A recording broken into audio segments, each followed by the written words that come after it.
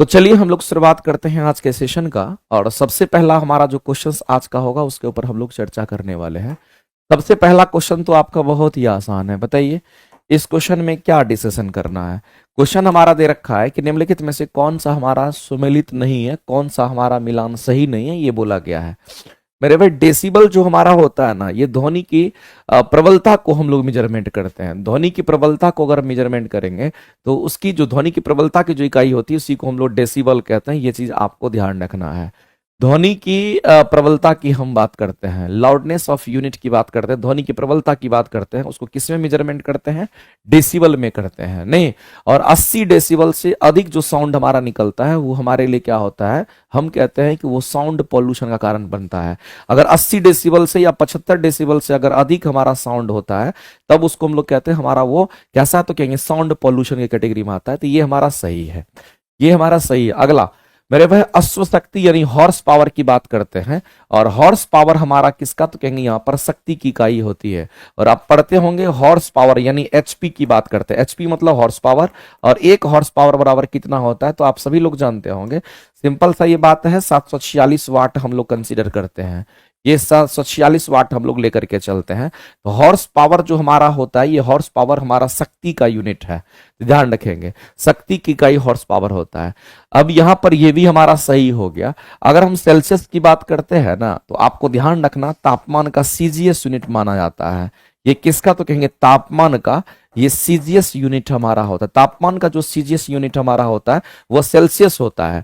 और तापमान का ऐसा यूनिट हमारा क्या होता है? केल्विन होता है। यहां पर सेल्सियस कह रहा है कि उष्मा की इकाई है, नहीं, ये उष्मा की इकाई नहीं है मेरे भाई, ये गलत है। उष्मा की जो इकाई होती है, चूंकि उष्मा एक प्रकार का ऊर्जा होता है, और उष्मा का अगर ऐसा यूनिट को अगर आप जानना चाहेंगे तो उष्मा का जो ऐसा यूनिट होता है हमारा किस में होता है, कहेंगे यहां पर हमारा जूल में होता है। क्योंकि उष्मा एक प्रकार का ऊर्जा है और ऊर्जा का यूनिट जूल होता है। लेकिन अगर उष्मा का सीजीएस मात्रक अगर आपसे कोई पूछता है तो याद रखना इसके सीजीएस यूनिट की अगर हम बात करते हैं तो उष्मा का सीजीएस यूनिट हमारा क्या होगा, कहेंगे हमारा कैलोरी होता है। ये चीज आपको ध्यान रखना है। कैलोरी, जूल को हम कैपिटल जे से दिखाते हैं, कैलोरी को हम लोग CAL से दिखाते हैं। ये शॉर्ट फॉर्म में लिखने का तरीका होता है, ये चीज आपको ध्यान रखना है। तो मेरे भाई ये मिलान हमारा गलत है, यानी कि ये हमारा नहीं मिल पा रहा, तो हम कहेंगे यही आंसर करेंगे। चूंकि सुमेलित कौन सा नहीं है वो आपको बताना था। आगे चलते हैं। ये वाला क्वेश्चन हमको लगता है कि पिछले क्लास में भी आप लोगों को कराए थे। बताइए इस क्वेश्चन का आंसर आप लोग कर पाएंगे कि नहीं कर पाएंगे? बिल्कुल कर पाएंगे। कह रहा है तेल से अंशतः भरा हुआ तेल का एक टैंकर समतल सड़क पर आगे की ओर एक समान त्वरण से जा रहा है। इसका मतलब मेरे भाई कि उसमें त्वरण है, यानी कि वह एक समान त्वरण से आगे की ओर जा रहा है। इसका मतलब है कि वह त्वरित गति से आगे की तरफ जा रहा है। इसका मीनिंग ये हुआ। तो आप एक बात समझिएगा, क्वेश्चंस को समझना बहुत बारीकी से है आपको, और कहना क्या चाह रहा है। अगर एक समान त्वरण की बात कर रहा है इसका मतलब त्वरित गति से जा रहा है। इसका मतलब हम किस गति की बात करेंगे तो इसको हम लोग कहेंगे ये त्वरित गति में हमारा है। और त्वरित गति की जब कभी भी बात होती है ना, तो याद रखना मेरे भाई ऐसे में वेग बढ़ जाता है। ऐसे में वेग का मान क्या होगा, कहेंगे वेग का मान बढ़ जाता है। अगर कोई भी वस्तु त्वरित गति में है तो हम कहेंगे हमारा वेग उसका बढ़ जाता है। तब कह रहा है कि बताइए तेल का मुक्त पृष्ठ हमारा क्या होगा, ये आपसे पूछा गया है। एक बात बताइए मेरे भाई, सबसे पहले तो आप क्या कहेंगे कि सर एक टैंकर बना लेते हैं। और जब आप एक टैंकर बनाइएगा तो टैंकर हमारा कैसा होगा, कि ऐसा हमारा टैंकर होगा। और टैंकर का ऊपर में जो टैंक का हमारा ये वाला पोर्शन है इसको मान लेते हैं ओपन है, जो कि खुला हुआ है। और टैंकर में मान लेते हैं कि व्हील लगा दीजिए, चक्का लगा दीजिए, और ये टैंकर हमारा समतल सड़क पर क्या करता है, तो गति कर रहा है। और इस टैंकर में क्या भरा हुआ है, तो आपको कहना है मेरे भाई तेल भरा हुआ है। और तेल जो है इसमें अंशतः भरा हुआ है, यानी कि अंशतः कहने का मतलब जरूरी नहीं कि आधा होगा, थोड़ा भी हो सकता है। अंशतः का मतलब होता है पार्सली फिल्ड होता है, ये ज्यादा भी हो सकता है कम भी हो सकता है, इस तरीके से हम लोग कहेंगे। ये अंशतः हमारा टैंकर में भरा हुआ, पूरा नहीं भरा हुआ, बस ये समझना, पूरा नहीं भरा हुआ है, बस इस तरह से किसी ना किसी लेवल में भरा हुआ, आधा भी नहीं बोलेंगे। हम कहेंगे इसमें अंशतः भरा हुआ है, थोड़ा सा हमारा तेल भरा हुआ है। ये हमारा क्या भरा हुआ, कहेंगे इसमें ऑयल भरा हुआ है, इस बात को ध्यान रखेंगे, ये हमारा ऑयल होता है। अब कहता है कि एक समान त्वरण से वो गति करता है, इसका मतलब त्वरित गति की बात कर रहा है। किसकी बात करता है, त्वरित गति की बात करता है। अब मेरे भाई इस बात को समझना है कि जब कोई भी वस्तु त्वरित गति से अगर चलता है, जब त्वरित गति से चलता है तो उसका वेग क्या होगा, तो कहेंगे बढ़ता है। अगर त्वरित गति है तो उसका वेग क्या होगा, तो कहेंगे बढ़ता है। और जब वेग हमारा बढ़ेगा तो जाहिर सी बात है कि जिस दिशा में वेग बढ़ रहा है उसी दिशा में क्या होगा, तो कहेंगे सेम उसी दिशा में हमारा क्या होगा, तो कहेंगे यहां पर त्वरण भी होगा।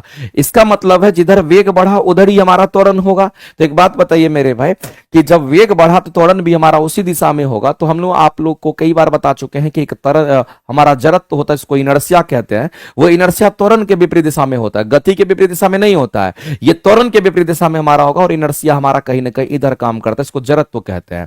और जड़त्व जो होता है वो आपको झटका देता है, यानी कहने के मतलब पानी का लेवल को इधर की ओर धक्का देगा। जब पानी के लेवल को इधर की ओर धक्का देगा तो मेरे भाई कैसा सिनेरियो क्रिकेट हो ये हमारा हो जाएगा, क्योंकि पानी को जैसे ही इधर की ओर धक्का देगा तो पानी का जो लेवल है ना कुछ इस तरीके से हमारा हो जाएगा। यानी कि पानी का लेवल कुछ इस तरीके से हमारा हो जाएगा। पता चलेगा कि यहां का पानी खाली होकर के यहां पर वो पानी भर गया है। यहां का जितना पानी खाली हुआ है वो इतना पानी ऊपर यहां पर चढ़ गया। तो मेरे भाई इस बात को बताइए, आगे की तरफ हमारा क्या होगा, पानी का लेवल नीचे गिरेगा और पीछे की तरफ हमारा पानी का लेवल ऊपर गिरेगा, ऊपर जाएगा। तो यहां पर हम कहेंगे गहराई ज्यादा होगा और यहां पर गहराई कम होगा। यहां पर पानी की गहराई ज्यादा होगी और यहां पर पानी गहराई कम होगी। मेरे भाई गहराई जब कभी भी हम लोग देखते हैं ना तो पानी के सतह से गहराई देखते हैं। ये पानी का सतह हमारा है, यहां गहराई देखिएगा तो ये गहराई होगा और यहां गहराई अगर देखिएगा तो आपको ये वाला गहराई मिलेगा।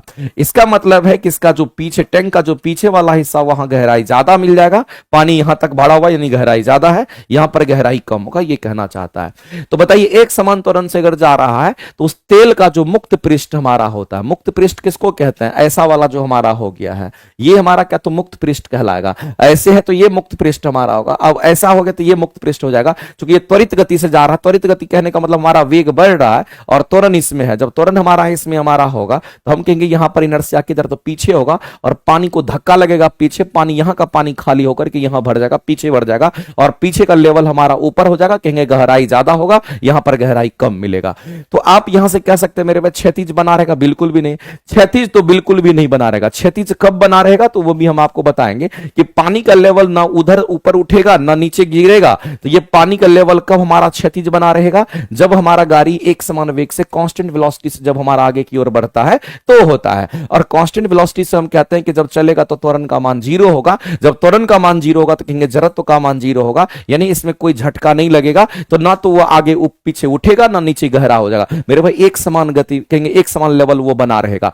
ये क्षैतिज बना रहना किस कंडीशन में होगा, जब एक समान वेग से गाड़ी चलेगा। यहां एक समान त्वरण बोला है, एक समान वेग से जब चलेगा तो हम कहेंगे एक क्षैतिज बना रहेगा, तेल का मुक्त पृष्ठ हमारा क्षैतिज बना रहेगा। ये बात आपको ध्यान रखना है क्योंकि इनर्शिया 0 हो गया, लेकिन यहां तो इनर्शिया है, उसी कारण हमारा पीछे उठ गया। आगे चलते हैं, क्षैतिज से इस प्रकार आनत होगा कि पिछले सिरे पर कम गहराई होगा, नहीं पिछला सिरा इसको कहते हैं, ये गहराई तो ज्यादा है और अगला सिरा ये चूंकि आगे जा रहा है तो ये अगला सिरा यहां गहराई कम है, यहां गहराई ज्यादा होगा। तो यहां पर कह रहा है कि पिछला सिरा पर कम गहराई है, जो कि यहां पे गलत होगा। क्षैतिज से इस प्रकार आनत होगा कि पिछले सिरे पर अधिक गहराई होगी, यानी इस क्वेश्चन का अगर आंसर करेंगे तो ऑप्शन नंबर सी हमारा किसी भी सूरत में राइट हो जाएगा। आप आंसर किए होंगे ऑप्शन नंबर सी, ये आपके राइट हो गए। आप लगातार अगर क्लासेस कर रहे हैं तो शायद ये ऐसे कंसेप्ट तो आपको तुरंत बुझा गया होगा कि एक्चुअली में इसमें हुआ क्या है।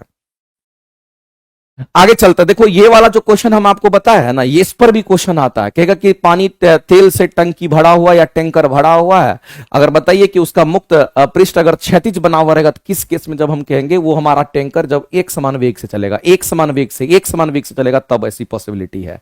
या एक समान वेग से चलता हुआ जो टैंकर होगा उसमें पानी का या किसी द्रव पदार्थ का मुक्त सतह अगर क्षैतिज बना रहेगा तो हम कहेंगे उसके लिए कांस्टेंट वेलोसिटी होना जरूरी होता है।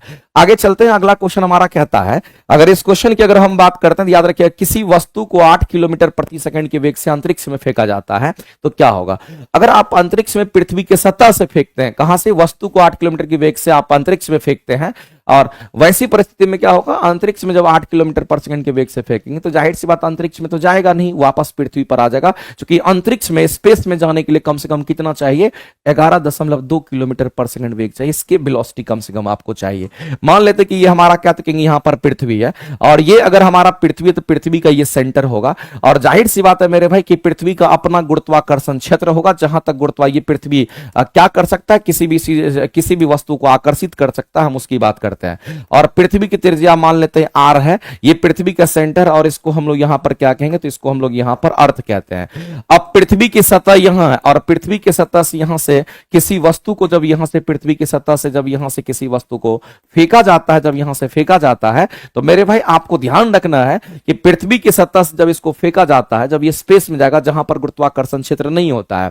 हम लोग जानते हैं अंतरिक्ष की जब हम बात करते हैं ना, तो अंतरिक्ष यानी हम स्पेस को कहते हैं। अंतरिक्ष किसको कहेंगे, स्पेस को कहते हैं। और स्पेस पर मेरे भाई याद रखना कि गुरुत्वाकर्षण त्वरण का मान 0 होता है, यानी ग्रेविटी का मान 0 हो जाता है।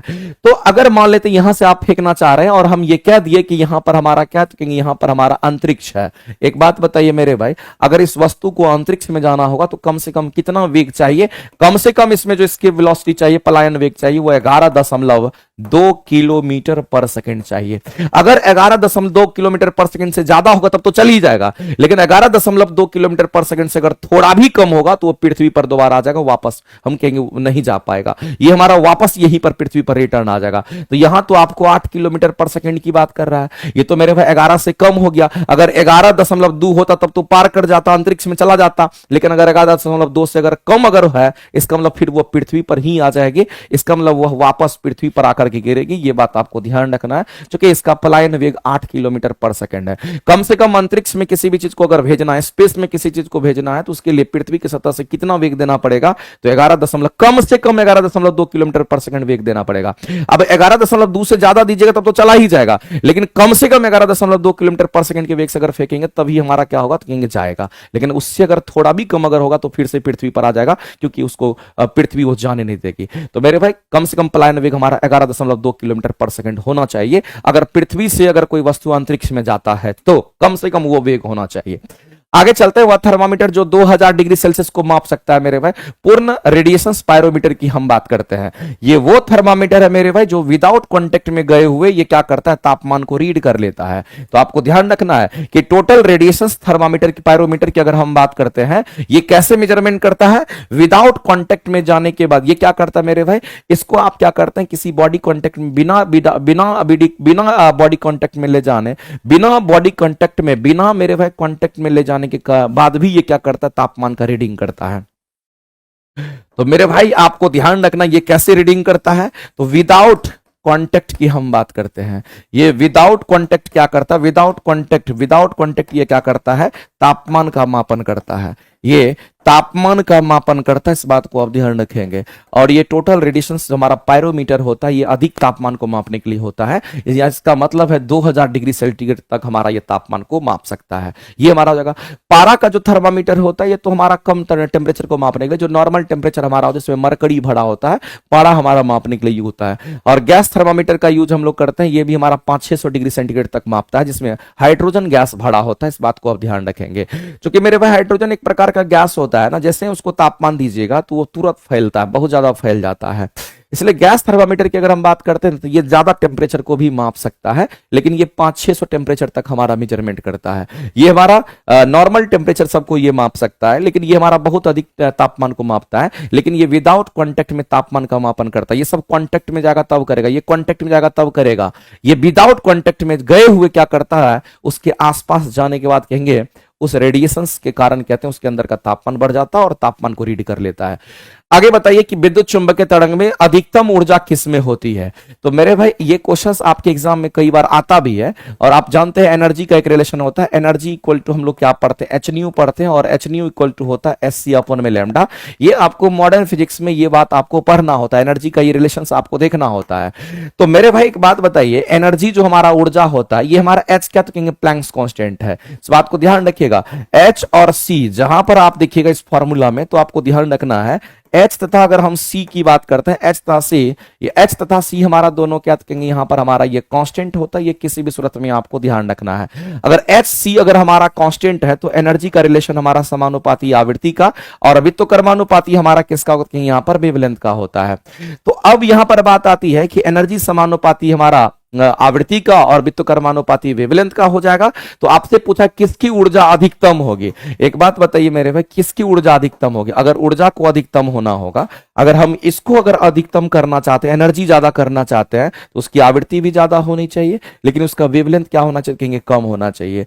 तो मेरे भाई आपके पास ये दे रखा है जिसको विद्युत चुंबकीय तरंग कहते हैं। वैसे भी हम आपको पहले भी बता चुके हैं कि विद्युत चुंबकीय तरंग के बारे में आपको याद रखना है, जिसमें आपका गामा रे आपका आता है, जिसमें अगर देखिएगा तो एक्सरे आपका आता है, जिसमें आप देखिएगा तो परावैगनी किरण जिसको यूवी रे कहते हैं, जिसमें अगर देखिएगा तो आपको यहां पर विजिबल रे की हम बात करते हैं, ये विजिबल रे हमारा होता है। इसमें देखिएगा तो आपको यहां पर इंफ्रा की अगर बात करेंगे, अगर इसी में देखिएगा तो आपको माइक्रो मिलेगा, माइक्रोवेव, फिर आपका रेडियो वेव होता है। तो मेरे भाई एक बात आप समझने की कोशिश कीजिएगा कि इसमें सबसे अधिक वेवलेंथ किसका होगा, तो कहेंगे रेडियो वेव का होता है। इसका वेवलेंथ का मान मैक्स होता है, और गामा किरण का जो हमारा वेवलेंथ का मान होता है, ये गामा है, ये क्या है, कहेंगे गामा है। इसका वेवलेंथ का मान क्या होगा, तो यहां पर हमारा मिनिमम होता है। इसका मतलब ये मिनिमम है, ये मैक्सिमम है, तो ऊपर से नीचे जब जाते हैं तो वेवलेंथ का मान बढ़ता है। अब देख लीजिए, आप ऑप्शन में आपको दे रखा है, तो आपको दृश्य प्रकाश की बात करता है, इसको विजिबल रे कह दिए, अवरक्त किरण की बात करता है, इंफ्रा की बात कर लिए, एक्स किरण की बात करता है, तो एक्स किरण हमारा ये है। मेरे भाई इसको देखिएगा तो यहां मिनिमम है, यहां ज्यादा हो रहा है, तो ऊपर से नीचे जाने पर बढ़ता है, तो मिनिमम के बाद हम कहेंगे इसका मिनिमम होगा। इसमें मिनिमम किसका होगा, तो एक्सरे का मिनिमम होगा। अगर एक्सरे का वेवलेंथ अगर मिनिमम होगा तो उसकी फ्रीक्वेंसी अधिक होगी, फ्रीक्वेंसी अधिक होगी तो उसकी एनर्जी ज्यादा होगी। इसका मतलब इस क्वेश्चन के अगर आंसर करने के लिए जाएंगे तो हम लोग एक्सरे यहां पर करेक्ट आंसर करेंगे, और ऑप्शन नंबर सी जो होगा हमारा किसी भी सूरत में करेक्ट हो जाएगा। एक्सरे हमारा यहां पर क्या होगा, क्योंकि यहां पर राइट आंसर हो जाएगा, इसमें कहीं से कोई शक नहीं। आगे चलते हैं, ध्वनि तरंग के बारे में आपको पता होगा कि ध्वनि अगर प्रोपेगेट करती है तो कैसे चलती है। मेरे भाई मैंने आपको कई बार बोला है कि इस पर क्वेश्चन हमेशा आता है, और ध्वनि तरंग की जब कभी भी बात करेगा ना, तो ध्वनि तरंग हमारा डिस्टर्बेंस के कारण प्रोपेगेट करता है, इस बात को ध्यान रखना। ये हमारा किसके कारण, तो कहेंगे यहां पर डिस्टरबेंस के कारण। डिस्टरबेंस के कारण क्या करता है, डिस्टरबेंस के कारण हमारा क्या करता है, ध्वनि गमन करती है। डिस्टरबेंस के कारण हमारा क्या होता है, कहेंगे ध्वनि तरंग जो होती है, ध्वनि तरंग जो है ये गमन करती है। ध्वनि तरंग क्या करती है, तो ध्वनि तरंग यहां पर गमन करती है, इस बात को ध्यान रखेंगे। ये किसके कारण, तो कहेंगे हमारा डिस्टरबेंस के कारण करता है, या फिर डिस्टरबेंस को ही हम लोग क्या कहते हैं, वाइब्रेशन भी कहते हैं, कंपन कहते हैं। तो डिस्टरबेंस कहिए या वाइब्रेशन कहिए, दोनों चलेगा ध्वनि तरंग। दूसरी बात आपको ध्यान रखना है कि इसको चलने के लिए क्या चाहिए, तो इसको चलने के लिए माध्यम चाहिए। बिना माध्यम का ध्वनि तरंग नहीं चलेगा। इसको क्या चाहिए, तो मीडियम की आवश्यकता होती है। और माध्यम आपको पता ही होगा कि माध्यम हमारा क्या होता है, कल भी बताए थे कि माध्यम कहने का मतलब ठोस होगा, माध्यम कहने का मतलब हमारा द्रव होगा, और माध्यम कहने का मतलब हमारा गैस होगा। जहां कहीं भी माध्यम की बात आएगी तो माध्यम मतलब ठोस द्रव गैस की बात करते हैं, यही हमारा मीडियम। हाँ, अलग अलग प्रकार का ठोस हो सकता है, अलग अलग प्रकार का द्रव हो सकता है, अलग अलग प्रकार का गैस हो सकता है, वो अलग बात है, लेकिन मीडियम्स का मतलब होता है ठोस, द्रव और गैस की हम बात करते हैं। तो हम लोग जानते हैं कि ध्वनि तरंग जो हमारा चलेगा, माध्यम चाहिए उसको चलने के लिए। इसका मतलब ये भी माध्यम है, ये भी माध्यम है, ये भी माध्यम, इसका मतलब तीनों माध्यम है, तो तीनों में वो प्रोपेगेट करेगी, चलेगी। लेकिन सबसे अधिक डिस्टर्बेंस किसमें होगा, ठोस में होगा, क्योंकि मॉलिक्यूल्स पास पास होता है, इसमें मॉलिक्यूल्स दूर दूर होता है, इसलिए इसमें डिस्टर्बेंस कम होगा। तो जहां डिस्टर्बेंस ज्यादा होगा वहां पर स्पीड ध्वनि का गति ज्यादा होता है, इसलिए ठोस में अधिक होता है और गैस में हमारा सबसे कम होता है। बताइए इसमें क्या है, बताइए, ये सब तो हमारा माध्यम ही है, और माध्यम जब ये हमारा तीनों के तीनों माध्यम है तो हम कहेंगे ठोस, द्रव, गैस तीनों में चलेगा। तो ठोस था गैस दोनों माध्यम में चलेगा। केवल ठोस बोल दिया तो गलत हो जाएगा, क्योंकि केवल टर्म जो लगा हुआ ना इसकी वजह से ये गलत हो। केवल ठोस नहीं चलेगा, केवल गैस बोल दिया नहीं चलेगा। क्या चलेगा मेरे भाई, तो हम लोग कहेंगे उससे बढ़िया एप्रोप्रिएट आंसर हमारा ये हो सकता है कि ठोस और गैस को कंसीडर करेंगे। वैसे आप जान लीजिए कि ठोस में भी चलेगा, द्रव में भी चलेगा, गैस में भी चलेगा, लेकिन आंसर हमारे ए हो जाएंगे, क्योंकि केवल लिख करके इसको गलत कह दिया, केवल लिख दिया इसलिए गलत हो गया। आंसर करेंगे ऑप्शन नंबर हमारा क्या होगा, तो ए वहां पे करेक्ट हो जाएगा। वैसे ठोस, द्रव और गैस तीनों में हमारा चलता है, ठोस में अधिकतर हमारा गति होती है। अगला क्वेश्चन मेरे भाई, ये भी क्वेश्चन आपका देखिए यहां पर रिपीटेड क्वेश्चन है। कहता कि विद्युत धारा हमारा प्रवाहित नहीं होता है। तो विद्युत धारा प्रवाहित कब नहीं होगा, जब समान विभव होता है तो विद्युत धारा प्रवाहित नहीं होता। मैंने कई बार बता रखा है आपको कि समान विभव पर विद्युत धारा प्रवाहित नहीं होती, इस बात को आप ध्यान रखिएगा। अगर मान लेते कोई तार है और इस तार में अगर देखिएगा यहां का पोटेंशियल अगर 5 वोल्ट है और यहां का भी पोटेंशियल अगर मान लेते दोनों एंड का पोटेंशियल कितना, तो 5 वोल्ट ही है, यानी कि यहां का वोल्टेज अगर समान है तो इससे कोई करंट पास नहीं करेगा। इसका मतलब समान विभव पर कोई करंट पास नहीं करेगा, समान विभव पर मेरे भाई विद्युत धारा प्रवाहित नहीं होगी। तो विद्युत धारा प्रवाहित होने के लिए हमेशा याद रखना कि उच्च विभव से निम्न विभव में जाता है। यहां ज्यादा होगा, यहां कम होगा, तब करंट हमारा आगे की ओर जाता है। हमेशा विद्युत धारा का जो प्रवाह होता है मेरे भाई उच्च विभव से निम्न विभव में होता है, इस बात को आप ध्यान रखेंगे। कभी भी निम्न विभव से उच्च विभव में नहीं होता है। हम लोग जानते हैं मेरे भाई, ये चलो एक और बात बता देना, चलो ठीक है आगे बढ़ते हैं। प्रकाश सीधी रेखा में चलता प्रतीत होता है, और ये प्रकाश सीधी रेखा में चलती है, ऐसा रीजन क्या है ये आपसे जानना है मेरे भाई। प्रकाश जो हमारा होता है वो सीधी रेखा में चलता हुआ प्रतीत होता है, और अगर आप कहते हैं कि जो लाइट हमारा होता है, जो सूरज की प्रकाश हमारा होता है, वो अगर सीधी रेखा में गमन करती है, इसका मतलब क्या होता है? तो सबसे पहले तो आप ये समझ लीजिए, अगर हम प्रकाश की बात करते हैं, अगर हम लाइट की बात करते हैं, तो मैं आपको बता देना चाहता हूं मेरे कि जो प्रकाश हमारा, जो लाइट हमारा होता है, याद रखना कि ये हमारा क्या, तो कि प्रकाश छोटे छोटे कणों से मिलकर के बना है। ये किससे बना है मेरे में? तो आप कहेंगे यहां पर छोटे छोटे कणों से मिलकर के बना है, ये छोटे छोटे कणों से मिलकर के बना है, इस बात को ध्यान रखेंगे। ये छोटे छोटे कणों से मिलकर बना है, जिसको हम लोग क्या कहते हैं? प्रकाश कहते हैं। और दूसरी बात है मेरे भाई, ये जो प्रकाश हमारा होता है, ये भी ऊर्जा का एक रूप माना जाता है। ये ऊर्जा ही तो है, और ऊर्जा का ये क्या कहेंगे, यहां पर एक रूप होता है, ये बात आपको ध्यान रखना है। यानी कि अगर हम लाइट की बात करते हैं, light is a form of energy, और आपको ये किसी भी बात में, किसी भी तरीके से आपको ये लाइन आपको ध्यान में रखना पड़ेगा। दूसरी बात आपको ध्यान रखना मेरे भाई कि प्रकाश छोटे छोटे कणों से मिलकर के बना है, ये कणिका सिद्धांत में न्यूटन ने बोला था। ये किसने बोला था मेरे भाई? तो हम यहां पर न्यूटन की बात करते हैं, उन्होंने कैसा सिद्धांत दिया था? कणिका सिद्धांत दिया था। और कणिका सिद्धांत जो उन्होंने दिया था, इसी को कार्पस्कुलर थ्योरी के नाम से हम लोग जानते हैं। इसी को क्या कहते हैं? कार्पस्कुलर थ्योरी के नाम से हम लोग जानते हैं। ये हमारा कार्पस्कुलर थ्योरी था, जो कि न्यूटन के द्वारा ये दिया गया था, और उन्होंने बोला था कि हमारे प्रकाश जो है, या कहेंगे प्रकाश जो है वो छोटे छोटे कणों से मिलकर के बना है, इसलिए उसको कणिका सिद्धांत भी देते हैं, कहते हैं। ये न्यूटन का ये थ्योरी था। इनका एक और स्टेटमेंट था मेरे भाई कि प्रकाश सीधी रेखा में भी गमन करती है। ये प्रकाश कैसे गमन करती है? तो उसके पीछे का रीजन है कि प्रकाश सीधी रेखा में गमन करती है। इस बात को ध्यान रखना, प्रकाश कैसे गमन करती है? सीधी रेखा में गमन करती है। प्रकाश सीधी रेखा में गमन करती, ये बात आपको ध्यान रखना है। ये प्रकाश सीधी रेखा में गमन करती है, ये चीज आपको ध्यान रखना। अगर सीधी रेखा में गमन करती है तो कैसे गमन करेगी, उस चीज को आप समझिएगा मेरे भाई। बहुत ही काम का चीज और बहुत बेहतरीन चीज है मेरे भाई। एक बात बताइए, जब प्रकाश चलता है ना, तो साइनोसोडल वेव में चलता, और प्रकाश जब चलेगा तो ऐसे चलता है प्रकाश हमारा, यही साइनोसोडल वेव हमारा होता है। इसी को अनुप्रस्थ तरंग कहते हैं। अब यहां पर बड़ा बड़ा वेव हमारा बनता है, लेकिन मेरे भाई एक बात आप समझने की कोशिश कीजिएगा, ये भी तो हो सकता है कि प्रकाश गमन करेगा आगे की तरफ, लेकिन ये क्या होगा, इसके वेव इतने छोटे होंगे, इसके वेव इतने छोटे होंगे, इसके वेव इतने छोटे होंगे, इसके वेवलेंथ इतनी छोटी छोटी, चलो फिर से समझ आते हैं, समझना गौर से। इसकी वेवलेंथ इतनी छोटी छोटी होगी, इसकी वेवलेंथ इतनी छोटी छोटी, इसकी वेवलेंथ इतनी छोटी छोटी होगी। आप दूर से देखिएगा ना, लगेगा सीधा है, आप दूर से देखिएगा लगेगा सीधा है। इसका मतलब है मेरे भाई कि यहां पर छोटी वेवलेंथ आपको दिख रही है, यहां पर छोटी तरंग दैर्घ्य है। और मेरे भाई इस बात को आप समझिएगा कि जो छोटी तरंग होती है, छोटी तरंग दैर्घ्य जो होती है, इसको हम लोग स्ट्रेट लाइन मान के चलते हैं। इसको हम लोग क्या मान के चलते हैं? तो इसको हम लोग यहां पर स्ट्रेट लाइन मान के चलते हैं। ये स्ट्रेट लाइन हमारा होता है, इसी को हम लोग क्या कंसिडर करते हैं? तो स्ट्रेट लाइन कंसिडर करते हैं। ये चीज आपको ध्यान, इसको स्ट्रेट लाइन हम लोग मान करके चलते हैं। ये आपको स्ट्रेट लाइन मान करके चलना है, इस बात को ध्यान रखते हैं। यहां पर स्ट्रेट लाइन मान करके चलते हैं, इसीलिए कहते हैं कि प्रकाश सीधी रेखा में गमन करती है। लेकिन अगर बड़ी बड़ी वेवलेंथ होगी तो फिर सीधी रेखा नहीं होगा, तब तो ये ऐसा ऐसा रेखा होगा, ये कर्व रेखा तब तो होगा, ये वक्र रेखा तब तो हो जाएगा। इसलिए छोटी छोटी वेवलेंथ है, इसलिए वो स्ट्रेट लाइन हमारा कहलाता है, इसलिए उसको सीधी रेखा में हम लोग कहते हैं।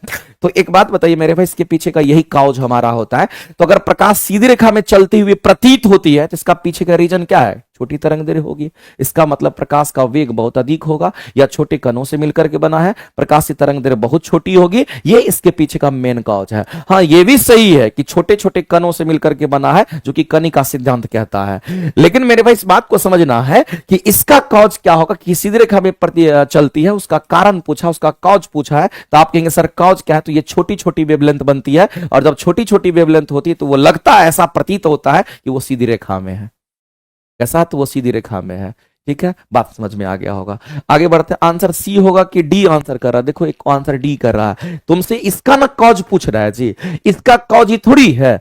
ये तो हम लोग जानते हैं कि प्रकाश हमारा एक प्रकार का ऊर्जा होता है, छोटे छोटे कणों से मिलकर के बना है, उसको कणिका सिद्धांत कहते हैं। ये सब स्टेटमेंट ठीक है, ये स्टेटमेंट सही है, गलत नहीं है। लेकिन इसका कॉज पूछ रहा है, इसका बिकॉज, देखो ये इसका कॉज पूछ रहा है कि ये सीधी रेखा में क्यों चलती हुई प्रतीत होती है, वो बताना है। तो सीधी रेखा में इसलिए चलती हुई प्रतीत होती है कि जो वेव हमारा चलता है, वो वेव इतना छोटा होता है, इतना छोटा वेवलेंथ बनाता है कि लगेगा कि सीधा ही है, इसीलिए ऐसा होता है। तो प्रकाश की तरंग दैर्घ्य बहुत छोटी होने के कारण ऐसा प्रतीत होता है। प्रकाश की वेवलेंथ जितनी छोटी होगी, वेव की लंबाई जितनी छोटी होगी, उतना ही आपको सीधा नजर आता है। दैट इज ये आंसर आपका होगा। बताइए समझ में आ गया क्या?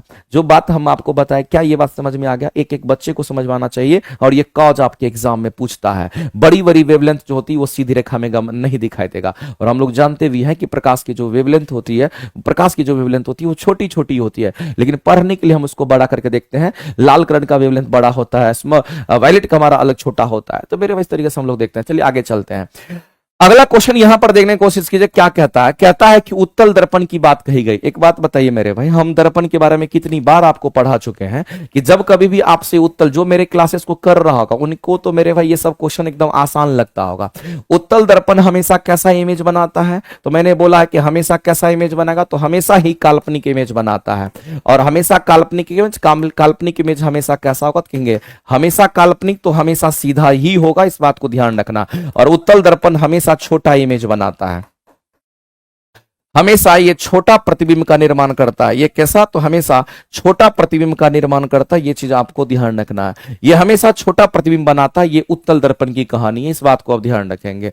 तो बताइए मेरे भाई, उत्तल दर्पण कैसा इमेज बनाएगा? सीधा बनाएगा, छोटा बनाएगा और साथ ही साथ काल्पनिक बनाएगा। तो आप कहेंगे सर सीधा और छोटा होगा, सीधा और आवर्धित। आवर्धित का मतलब होता है बड़ा।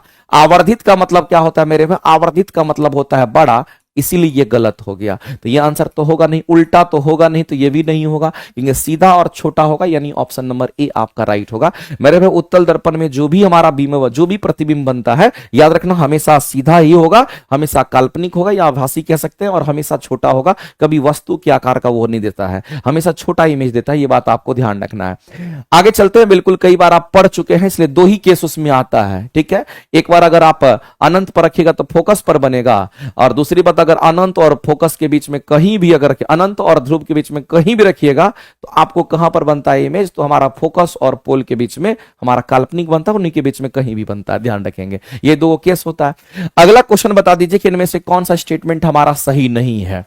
कहता है कि जब मेरे भाई मृग तृष्णा की बात करें, तो मृग तृष्णा मिरेज की बात करते हैं, और जब मृग तृष्णा का एक प्रकाशिक भ्रम है जो प्रकाश के पूर्ण आंतरिक परावर्तन, देखो मृग तृष्णा क्या होता है, मिरेज क्या होता है? जैसे पानी है और पानी के बगल में कोई मान लेते हैं कि प्लांट है, कोई पौधा है, कोई पेड़ है, तो उस पानी के अंदर उस पौधा का, उस प्लांट का उल्टा इमेज बन जाना। अगर कहीं मुंडी ऊपर है तो नीचे इमेज बनेगा, उसका मुंडी नीचे हो जाएगा, उसी को हम मिरेज कहते हैं। वो कैसे होता? पूर्ण आंतरिक परावर्तन के कारण होता है। किसके कारण होगा? पूर्ण आंतरिक परावर्तन से उत्पन्न होता है। ये स्टेटमेंट हमारा राइट है, याद रखेंगे। सर्च लाइट में अवतल दर्पण प्रयुक्त करते हैं। मेरे भाई एक बात बताइए कि अगर हम सर्च लाइट की बात करते हैं, हम किसकी बात करते हैं? तो सर्च लाइट की बात करते हैं। आप सर्च लाइट की बात करिए तो टॉर्च भी हमारा उसी में आता है, तो टॉर्च की बात करिए, सर्च लाइट की बात करिए, तो सर्च लाइट में कौन सा दर्पण कह रहा है? तो अवतल दर्पण। मेरे भाई चलो अवतल दर्पण हम अगर यहां पर लगा देते हैं तो अवतल दर्पण की प्रॉपर्टी के हिसाब से हम लोग चलेंगे। ये हमारा क्या है? तो कि सर्च लाइट का अवतल दर्पण हमारा होता है। इसके बीचों बीच जो लाइन पास करेगा उसको क्या कहते हैं? तो इसको प्रधान अक्ष कहते हैं। इसमें कहीं से किसी को शक नहीं होना चाहिए, ये प्रधान अक्ष काल्पनिक रूप में होता है, इसको पोल कहते हैं। क्योंकि कर्व इधर है तो सेंटर भी इधर ही होगा, तो सेंटर यहां है, और सेंटर और पोल के बीच में क्या होता है? कहेंगे मुख्य फोकस होता है। अब मेरे भाई इस बात को समझिएगा कि जब कभी भी सर्च लाइट या टॉर्च की अगर हम कभी भी बात करते हैं, चाहे सर्च लाइट बोले, चाहे टॉर्च बोले, चाहे गाड़ी का हेडलाइट बोले, चाहे गाड़ी का मेरे भाई आगे का जो लाइट होता है इसको हम लोग हेडलाइट कहते हैं। तो इन सभी में अगर आप देखिए, गाड़ी का हेडलाइट भी अगर आप देखते हैं, सर्च लाइट भी कहते हैं, टॉर्च भी कहते हैं, तो याद रखना बल्ब कहां पर होता है? तो याद रखना बल्ब फोकस पर होता है। बल्ब कहां पर होगा मेरे भाई? तो ये बल्ब है, ये हमारा क्या कहेंगे? इसको हम कहेंगे ये हमारा बल्ब होता है। और बल्ब कहां पर होगा? तो बल्ब फोकस पर होगा। अब बल्ब, इस बल्ब से रोशनी जाकर के जब टकराती है, दर्पण पर जब टकराएगी, और जब फोकस से जाते हुए जब दर्पण पे टकराएगी मेरे भाई, तो ये क्या हो जाएगा? कहेंगे ये हमारा सीधा निकल जाता है। टकराने के बाद ये कैसा होगा? कहेंगे सीधा हो जाएगा। टकराने के बाद ये कैसा होगा? कहेंगे यहां पर सीधा हो जाएगा मेरे भाई। जब टकराने के बाद ये सीधा होता है तो कहेंगे, हम कहते हैं कि दो परावर्तित किरण कहां मिलेगी? तो अनंत पर मिलती है। इसका मतलब ये क्लियर हो गया मेरे भाई कि अनंत दूरी तक ये प्रकाश की किरणें जा सकती है। इसका मतलब है हम लोग सर्च लाइट तो इसीलिए इस्तेमाल करते हैं कि ज्यादा दूरी तक वो रोशनी जा पाए, इसलिए सर्च लाइट में अवतल दर्पण ही यूज होता है। इसलिए ये स्टेटमेंट हमारा राइट है।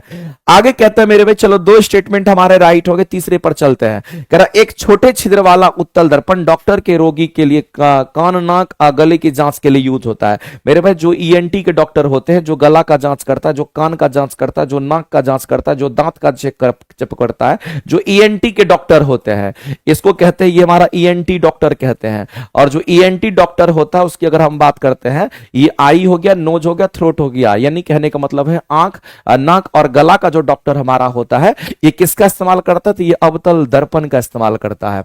ये किसका इस्तेमाल करेगा? तो अवतल दर्पण का इस्तेमाल करता है। ऐसा क्यों करता है? क्योंकि अवतल दर्पण हमारा वास्तविक इमेज बना, सॉरी, अवतल दर्पण की अगर हम बात करते हैं मेरे भाई, तो ये अवतल दर्पण हमारा क्या करता है, हम कहेंगे छोटा चीज को बड़ा करके दिखा सकता है। इसी में वो प्रॉपर्टी है कि जो छोटे चीज को बड़ा करके दिखा सकता है। तो मेरे भाई छोटा चीज को बड़ा करके दिखाता कौन दिखाता? तो अवतल दर्पण। अगर उत्तल दर्पण लगा लेगा तो छोटा चीज और छोटा हो जाएगा, चूंकि मेरे भाई उत्तल दर्पण तो छोटा इमेज बनाता, तो ये गलत हो गया। ये अवतल दर्पण का इस्तेमाल करता है, चूंकि छोटा का बड़ा प्रतिबिंब बनाता है। कोई छोटा अगर चीज है, कोई छोटी वस्तु है, तो उसको क्या करता है? बड़ा इमेज बनाता है। छोटी वस्तु की अगर हम बात करेंगे तो उस छोटी वस्तु का ये बड़ा प्रतिबिंब बना देता है, और जब बड़ा प्रतिबिंब का निर्माण कर देता है तो उसको देखने में आसानी रहती है। तो उत्तल दर्पण तो बिल्कुल नहीं होगा, ये नहीं होगा तो यही आंसर करेंगे, क्योंकि आपका गलत पूछा गया था। आगे चलते हैं। रेडियो तरंग का विक्षेपण के लिए वायुमंडल में निम्नलिखित स्तर में से कौन सा स्तर उत्तरदायी होता है? मेरे भाई आपको याद रखना है, हम किसकी बात करते हैं? तो हम बात करते हैं यहां पर TSMEI, तस्मय, TSMEI, तस्मय। तस्मय याद रखिएगा, तस्मय की बात करते हैं। तस्मय में ट्रोपोस्फीयर, फिर स्ट्रेटोस्फीयर, मेसोस्फीयर, एक्सोस्फीयर, फिर आयनोस्फीयर हमारा होता है। तो मेरे भाई रेडियो तरंग के जो विक्षेपण होते हैं उनके लिए वायुमंडल स्तर का जो हमारा होता है वो आयन मंडल होता है, इसको आयनोस्फीयर कहते हैं, जो सबसे ऊपर हमारा होता है। आगे हम बात करते हैं, अगला क्वेश्चन अगर हम लोग देखते हैं, क्या कहता है कि जब जल को 0 डिग्री सेल्सियस से 10 डिग्री सेल्सियस तक गर्म करते हैं उसका आयतन क्या होगा? एक बात याद रखिएगा मेरे भाई, जब कभी भी पानी की बात करता है क्वेश्चन में, मेरे भाई किसकी बात कर रहा है? जल की बात कर रहा है, यानी कि पानी की बात कर रहा है। इसके बारे में सोचना है। हम लोगों के पास दो एक्सिस है और हमारे पास क्या कहेंगे? तो ये हमारा आयतन का एक्सिस है, जिसको हम वॉल्यूम का एक्सिस कहेंगे, और ये हमारा टेम्परेचर का एक्सिस होगा। अब इसके बीच में पानी के लिए जो ग्राफ हमारा बनता है वो ग्राफ कैसा होता है? तो पानी के लिए जो ग्राफ बनता है हमारा ऐसा बनता है, आयतन और तापमान के बीच में ग्राफ ऐसा बनता है, और इसके करस्पॉन्डिंग टेम्परेचर कितना होगा? तो 4 डिग्री सेल्सियस होता है। और यहां पर मेरे भाई तापमान कितना? तो 0 डिग्री सेल्सियस होता है। क्वेश्चन में आपको कह रहा है यहां आपका 4 डिग्री सेल्सियस है, तो जाहिर सी बात है ये तापमान का एक्सिस है, तो कहेंगे 0 है तो 1 2 3 4, 3 4, फिर यहां 5 6, इस तरह से हमारा 10 यहां डिग्री सेल्सियस हो गया। एक बात बताइए मेरे भाई, अगर 0 से कहां जाना है? 10 डिग्री सेल्सियस पर जाना है। अगर आप तापमान को कहां से कहां लेकर के जा रहे हैं? तो इस तापमान को 0 से 10 डिग्री सेल्सियस पर लेकर के जा रहे हैं। तापमान अगर हमारा 0 से 10, तापमान इधर जा रहे हैं तो बढ़ रहा है, अगर इधर जा रहे हैं तो तापमान बढ़ रहा है। जब इधर जा रहे हैं तापमान बढ़ रहा है तो आयतन घटेगा, फिर आयतन बढ़ेगा, आयतन घटेगा, फिर आयतन बढ़ेगा। किसका? तो पानी का। तो पहले आयतन, आयतन क्या होगा? तो पहले घटता है फिर बढ़ता। आंसर करेंगे ऑप्शन नंबर बी आपका राइट हो जाएगा। तो ये आयतन वर्सेस टेम्परेचर का हमारा ग्राफ है, इस बात को ध्यान रखिएगा। आगे बताइए कि सम न्यूट्रॉनिक जो हमारा समूह है इसमें से कौन सा होता है?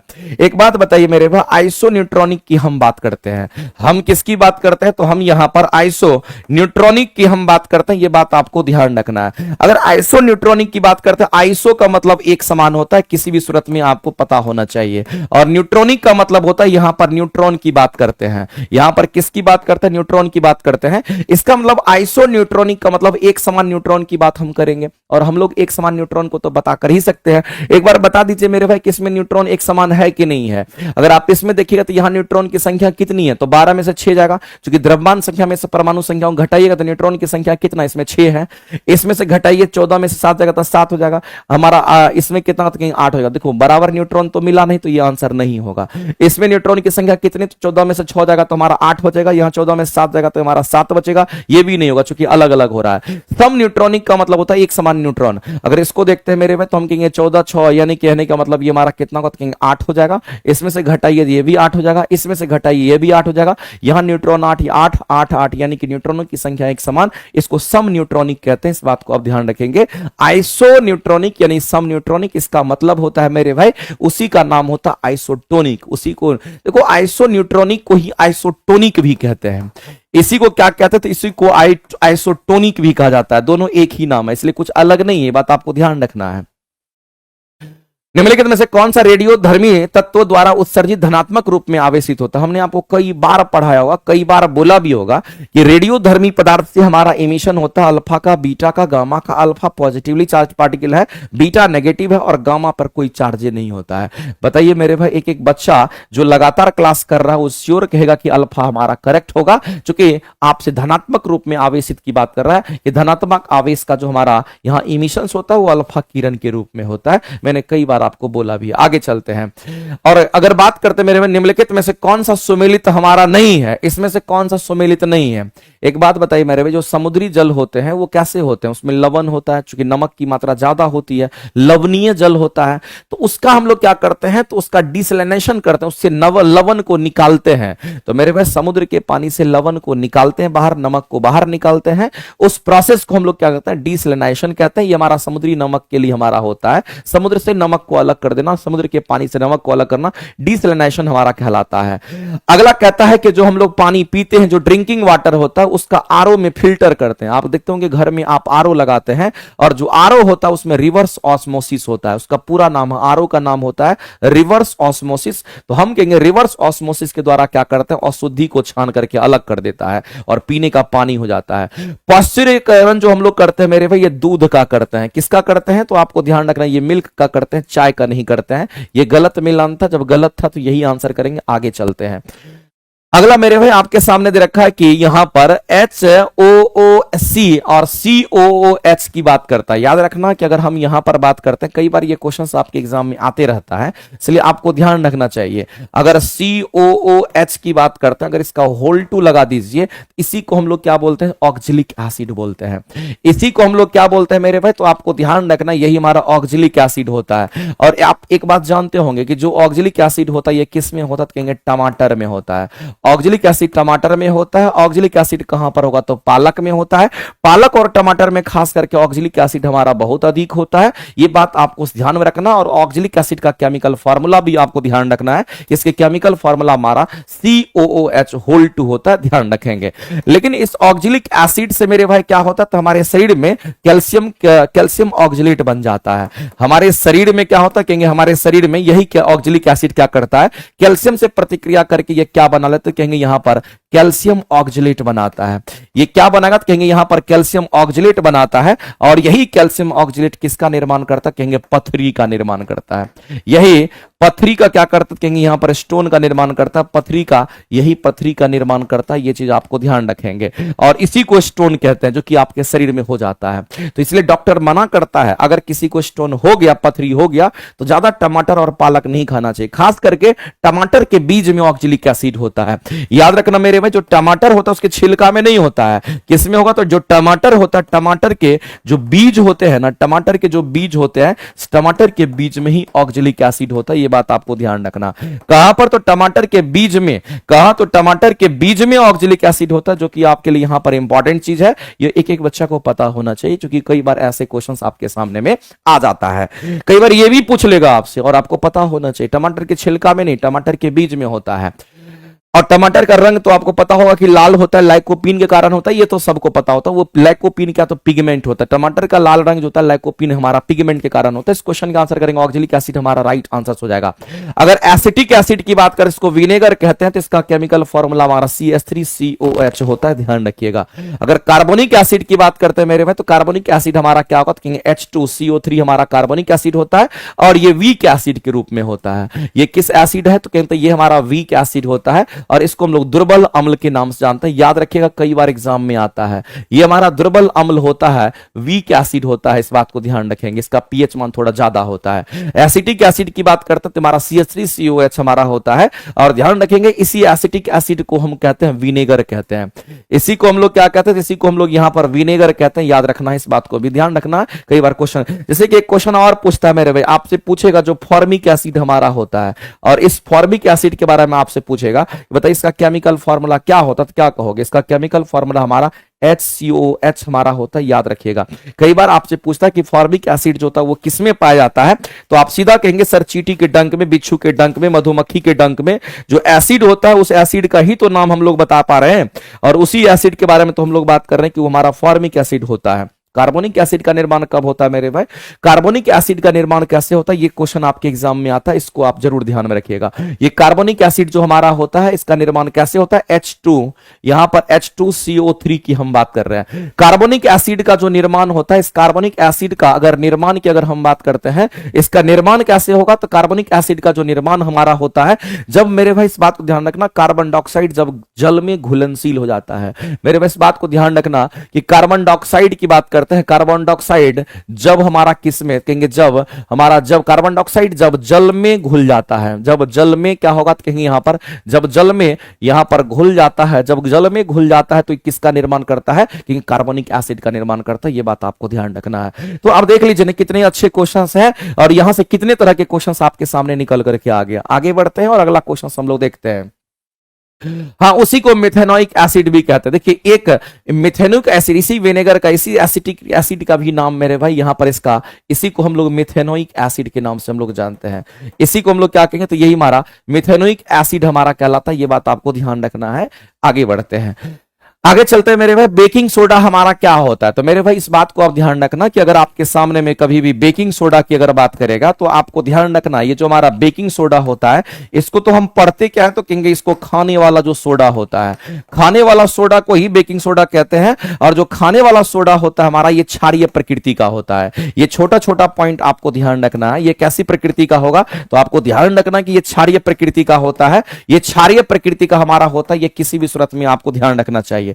दूसरी बात, इस बेकिंग सोडा की अगर बात करें, इसका केमिकल फार्मूला क्या होगा? क्योंकि इसको हम लोग NaHCO3 के नाम से हम लोग जानते हैं। और ये NaHCO3 जो हमारा होता है, इसी को हम लोग क्या कहते हैं? तो इसी को हम लोग यहां पर बेकिंग सोडा कहते हैं। सोडियम बाइकार्बोनेट का भी इसका नाम बोला जाता है, या सोडियम हाइड्रोजन कार्बोनेट भी कह सकते हैं, वो भी आपका चलेगा। लेकिन बेकिंग सोडा की अगर बात करते हैं तो ये हमारा कौन सा होगा? कहेंगे यहां पर हमारा ऑप्शन नंबर यहां पर कौन सा होगा? कहेंगे सी करेक्ट करेंगे। मेरे भाई इसका इस्तेमाल याद रखना, जो आग बुझाने वाला यंत्र होता है ना, उसमें भी इसका इस्तेमाल करते हैं। आग बुझाने वाला जो हमारा यंत्र होता है, आग बुझाने वाला यंत्र में भी इस्तेमाल किया जाता है। इस बात को ध्यान रखेंगे। उसी में हमारा इसी का मिश्रण होता है बेकिंग सोडा के साथ। उसमें क्या करते हैं? H2SO4 को हम मिलाते हैं, तब उससे कार्बन डाइऑक्साइड गैस बाहर निकलता है। और उसी कार्बन डाइऑक्साइड गैस को हम लोग क्या करते हैं? यूज करते हैं। कहीं पर अगर इलेक्ट्रिसिटी वगैरह आग लग जाता है, इलेक्ट्रिसिटी से आग लगता है, शॉर्ट सर्किट से आग लगता है, उसको बुझाने के लिए हम उसी का इस्तेमाल करते हैं। आगे चलते हैं मेरे भाई, अगला क्वेश्चन हम लोग देखते हैं। अगला कहता है, निम्नलिखित में से कौन सी धातु ऑक्सीजन, जल तथा अम्ल से प्रतिक्रिया नहीं करती है? एक बात बताइए मेरे भाई, आपके सामने में ऑप्शन दे रखा है और आपको आंसर करके बताना है। एक बार जल्दी से इस क्वेश्चन के आंसर करके बता दीजिए, हम आपके आंसर्स का इंतजार करते हैं। एक बार जल्दी से बता दीजिए, जितने लोग लाइव देख रहे हैं। यस्मीन वर्मा, यस्मीन परवीन, निधि वर्मा, चलिए एक बार बताएंगे इस क्वेश्चन के आंसर जल्दी से, फास्ट। और मुझे लगता है कि आप सभी को पता होगा ऐसे क्वेश्चन के आंसर आपके सामने कितनी बार आ चुका होगा और कितनी बार आप कर भी चुके होंगे, इसमें कहीं से कोई शक नहीं है। कहता है कौन सी धातु ऑक्सीजन, मेरे भाई धातु की बात कर रहा है ना, कह रहा है कि कौन सी धातु हमारा जो होता है, और धातु की संख्या टोटल कितना, 91 को धातु होता है। कहता है कि कौन सी धातु की बात करता है जो किसके साथ प्रतिक्रिया कर रहा है? तो ऑक्सीजन और जल या अम्ल से, ऑक्सीजन जल या अम्ल से, ऑक्सीजन जल या अम्ल से अभिक्रिया नहीं करता, यह आपको बताना है। तो मेरे भाई सोडियम तो हमारा पानी के साथ रिएक्शन करता है, बहुत ज्यादा रिएक्टिव होता है। पानी में जैसे ही सोडियम छिड़कोगे आग पकड़ लेता है। आप मार्केट से सोडियम खरीद करके लाना और पानी में छिड़कना ना, पानी में आग लग जाएगा। तो मेरे भाई ये तो हमारा रिएक्टिव होता है, तो कहते हैं ये तो पानी में आग लगा देगा, आंसर नहीं होगा।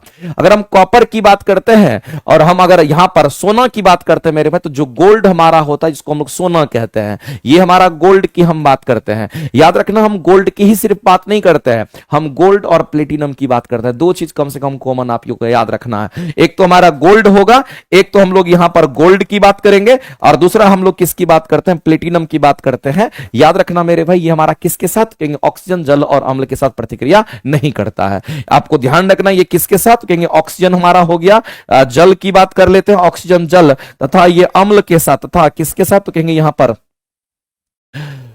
ऑक्सीजन जल तथा अम्ल के साथ, जो ऑक्सीजन जल तथा अम्ल के साथ ये अभिक्रिया, अम्ल के साथ अभिक्रिया हमारा ये नहीं करता। इस बात को आप ध्यान, अभिक्रिया नहीं करता, इस बात को आप ध्यान रखेंगे, नहीं करता है।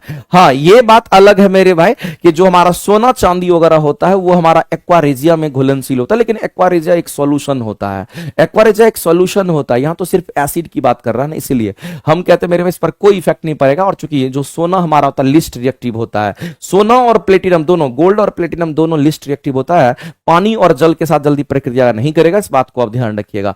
आगे चलते हैं, मोनाजाइट किसका, तो मेरे भाई मोनाजाइट हमारा किसका, जर्कोनियम, थोरियम और टाइटेनियम किसका होगा, तो मेरे भाई इसको तो याद रखना पड़ेगा, ये हमारा क्या कहेंगे, थोरियम हमारा क्या कहेंगे, मोनाजाइट किसका अयस्क कहेंगे, थोरियम का अयस्क हमारा मोनाजाइट होता है, और याद रखेंगे। आगे चलते हैं, हीरा और ग्रेफाइट के बारे में कौन सा स्टेटमेंट हमारा सही है, ये आपको बताना है।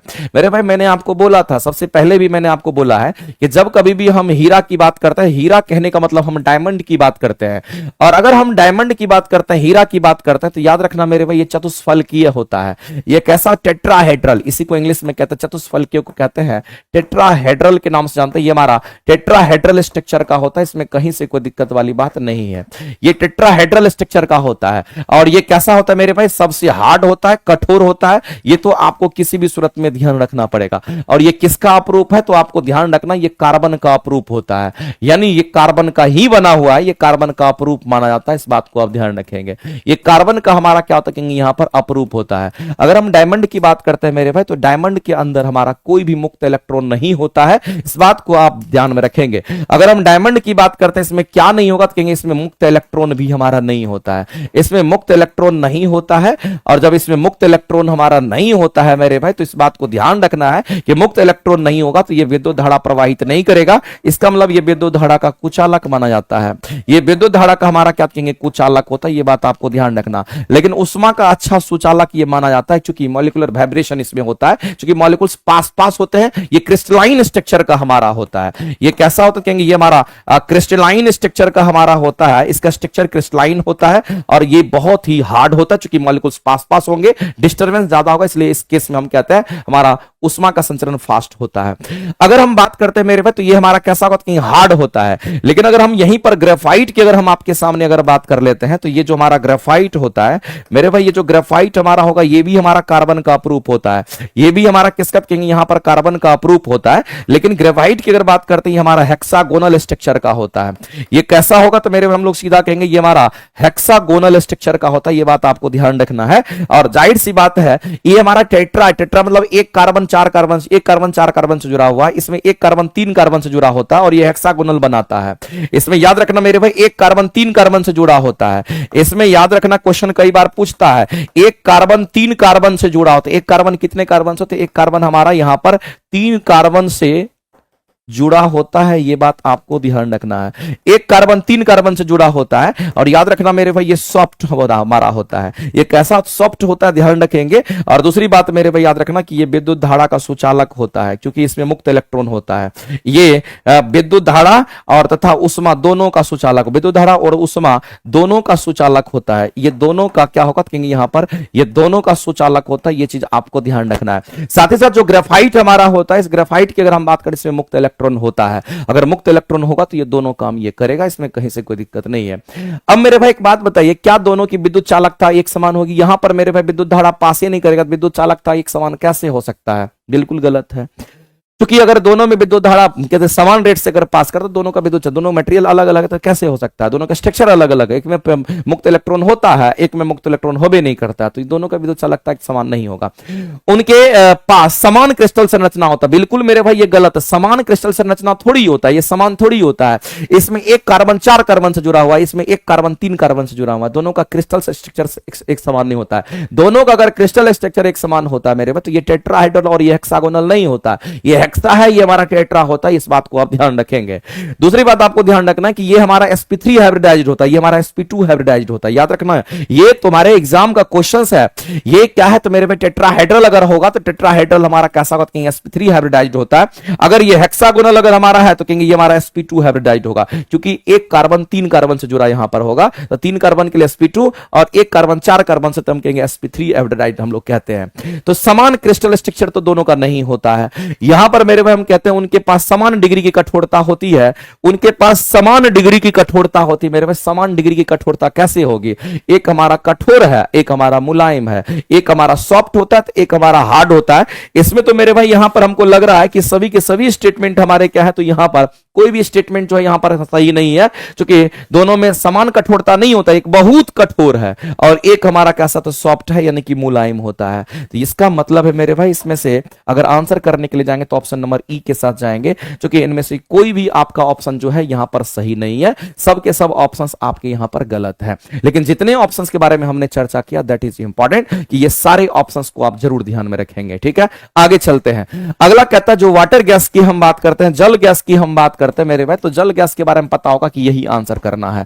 लेकिन एक बात आप जान लीजिए मेरे भाई, जब हम कहते हैं कि रेड हॉट कॉक की हम बात करते हैं, हम किसकी बात करते हैं, और ये भी क्वेश्चन पूछता है, रेड हॉट कॉक की हम बात करते हैं। जो रेड हॉट कॉक हमारा होता है इससे किसको पास कराते हैं, तो जो रेड हॉट कॉक होता है इससे हम स्टीम पास कराते हैं। क्या, तो स्टीम। और स्टीम कहने का मतलब हम वाष्प की बात करते हैं। स्टीम मतलब पानी नहीं होता है, स्टीम मतलब हमारा वाष्प होता है। जब वाष्प को पास कराते हैं तो यहीं से कार्बन मोनोऑक्साइड हमारा और हाइड्रोजन गैस हमें प्राप्त होता है, ध्यान रखिएगा।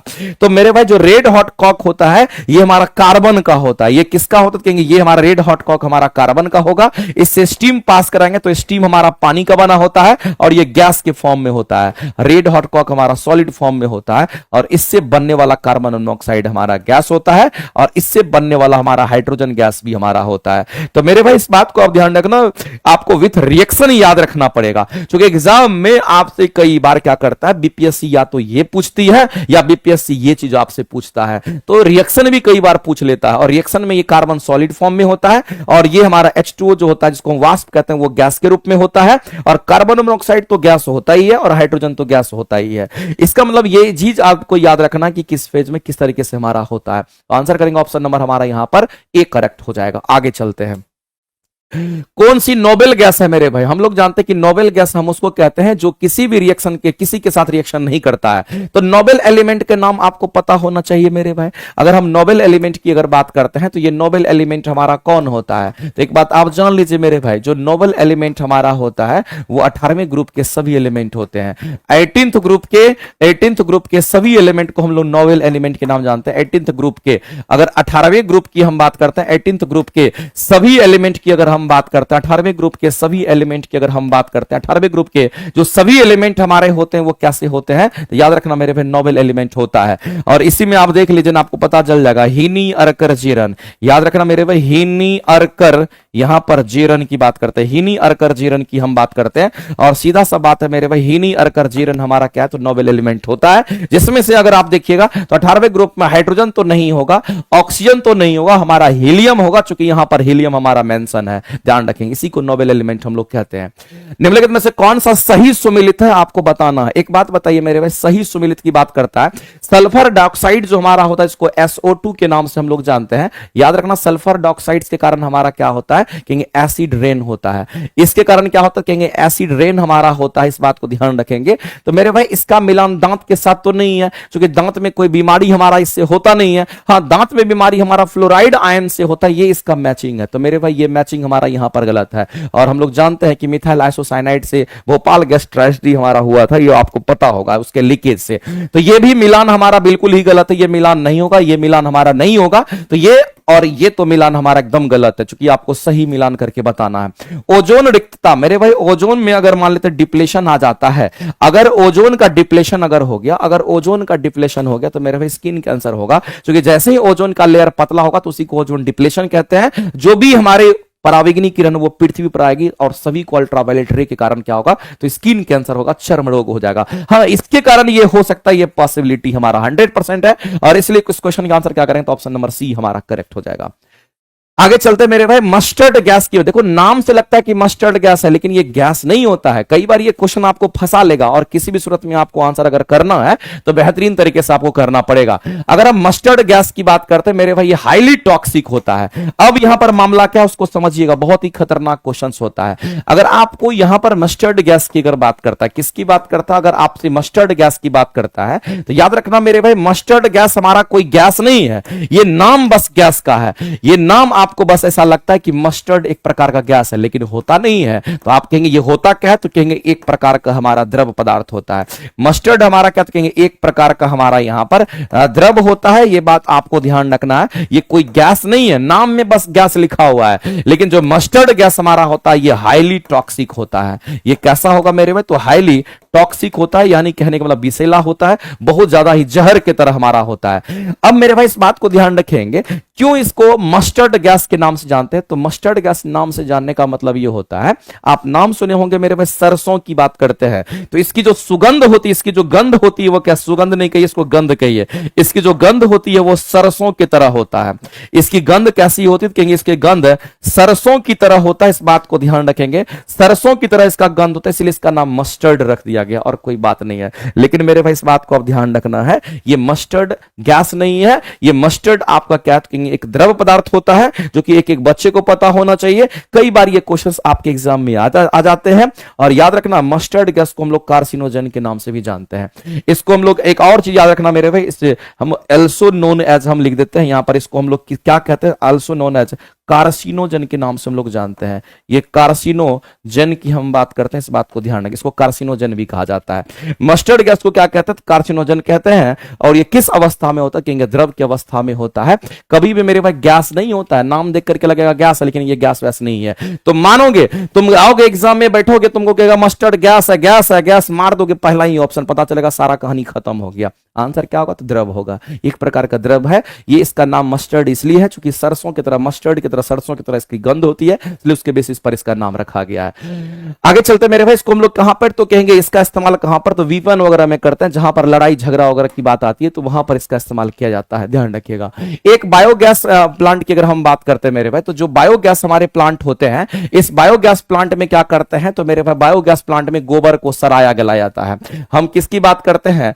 गोबर की बात करते, इसको इंग्लिश में आप कॉ डंग कह दीजिए। तो ये जो गोबर हमारा होता है, गोबर को सराने गलाने की बात होती है। गोबर को क्या करते हैं, तो आपको ध्यान रखना, गोबर को सरा गलाकर, गोबर को क्या करते हैं, सरा गलाकर, सरा गला करके मीथेन गैस प्राप्त किया जाता है। कौन सा गैस? तो याद रखना मेरे भाई, यहां से मीथेन गैस हमारा मुख्य रूप से देखिएगा तो मीथेन गैस। मीथेन गैस के अलावा भी मेरे भाई यहां पर कार्बन डाइऑक्साइड गैस भी होगा, एंड अदर भी गैसेस होते हैं, ये बात आपको ध्यान रखना, एंड अदर भी गैसेस होंगे, लेकिन मुख्य रूप से मीथेन गैस होता है। 75% हमारा यही होता है। तो गोबर को सराने गलाने के बाद मीथेन गैस प्राप्त होता है। और जब मेरे भाई मीथेन गैस की ही सिर्फ सरा गलाने के बाद हमारा क्या होता है, दो चीज हमें प्राप्त होता है, एक तो मीथेन गैस बनता है, और दूसरा हमारा क्या प्राप्त होता है मेरे भाई, तो हम लोग कहते हैं ये हमारा, यहां पर हम लोग कह सकते हैं कि हमारा खाद्य पदार्थ भी प्राप्त होता है। हम सीधा कहेंगे मेरे भाई, ये हमें क्या प्राप्त होगा, यहां पर खाद्य भी प्राप्त होता है। और इसी खाद्य का इस्तेमाल हम लोग कहां पे करते हैं, तो खेतों में करते हैं। खेतों में खाद्य का इस्तेमाल कहां पे करते हैं, तो कहेंगे खेतों में करते हैं। और खेत में अगर करेंगे तो उसकी मिट्टी की उर्वरा शक्ति को बढ़ा देता है। ये मिट्टी के जो उर्वरता होती है उसको ये क्या करता है, मिट्टी की उर्वरता की बात करते हैं, उसको ये बढ़ा देता है। इस बात को आप ध्यान रखेंगे। तो ये गोबर की हम बात करते हैं। लेकिन एक बात आता है मेरे भाई कि गोबर को सराने गलाने के लिए कोई तो होगा। तो गोबर को सराने गलाने के लिए याद रखिएगा मेरे भाई, यहां पर हमारा कौन काम करता है, याद रखना, इसके बीच में हमारा एक बैक्टीरिया काम करता है, जिसको मिथेनोजन बैक्टीरिया के नाम से हम जानते हैं।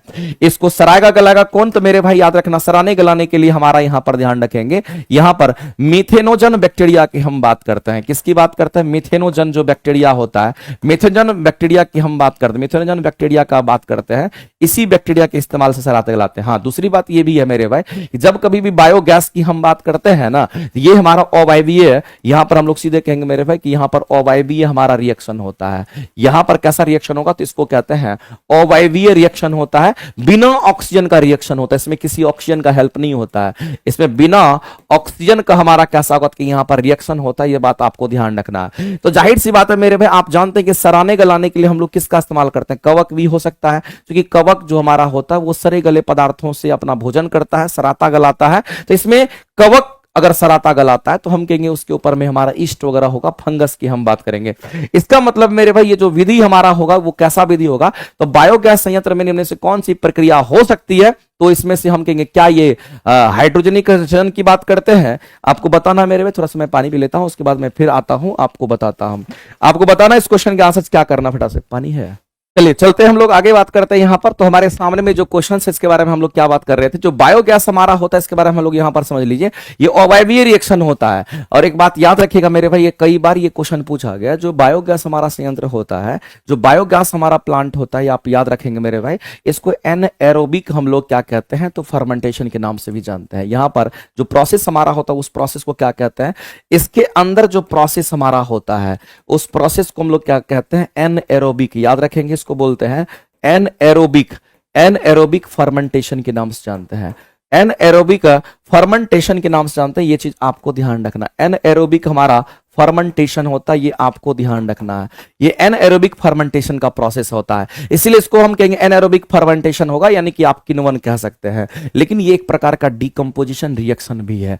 ये हमारा क्या होता है मेरे भाई, ये हमारा डीकंपोजिशन भी हमारा होता है। या तो आपको ये बोल दे इसमें हमारा डीकंपोजिशन भी होता है, यानी कहने का मतलब मेरे भाई सराना गलाना और खाद बनाना वो एक डीकंपोजिशन का प्रोसेस होता है, डीकंपोज बन जाता है। तो ये हमारा डीकंपोजिशन भी हमारा प्रोसेस हो सकता है। यानी आपके आंसर्स मेरे भाई या तो ये होगा तो सही होगा, या तो आपके सामने एनारोबिक फर्मेंटेशन होगा तो ये भी हमारा राइट होगा। तो मेरे भाई इस बात को समझना। वैसे हम लोग जानते हैं किण्वन विधि हमारा जो होता है वो शराब बनाने की विधि होती है, आप पढ़ते होंगे, लेकिन यहां पर प्रोसेस पूछ रहा है एनारोबिक फर्मेंटेशन, इसको हम कह सकते हैं। इसलिए यहां पर आंसर करेंगे ऑप्शन नंबर ए हमारा करेक्ट हो जाएगा, ध्यान रखिएगा।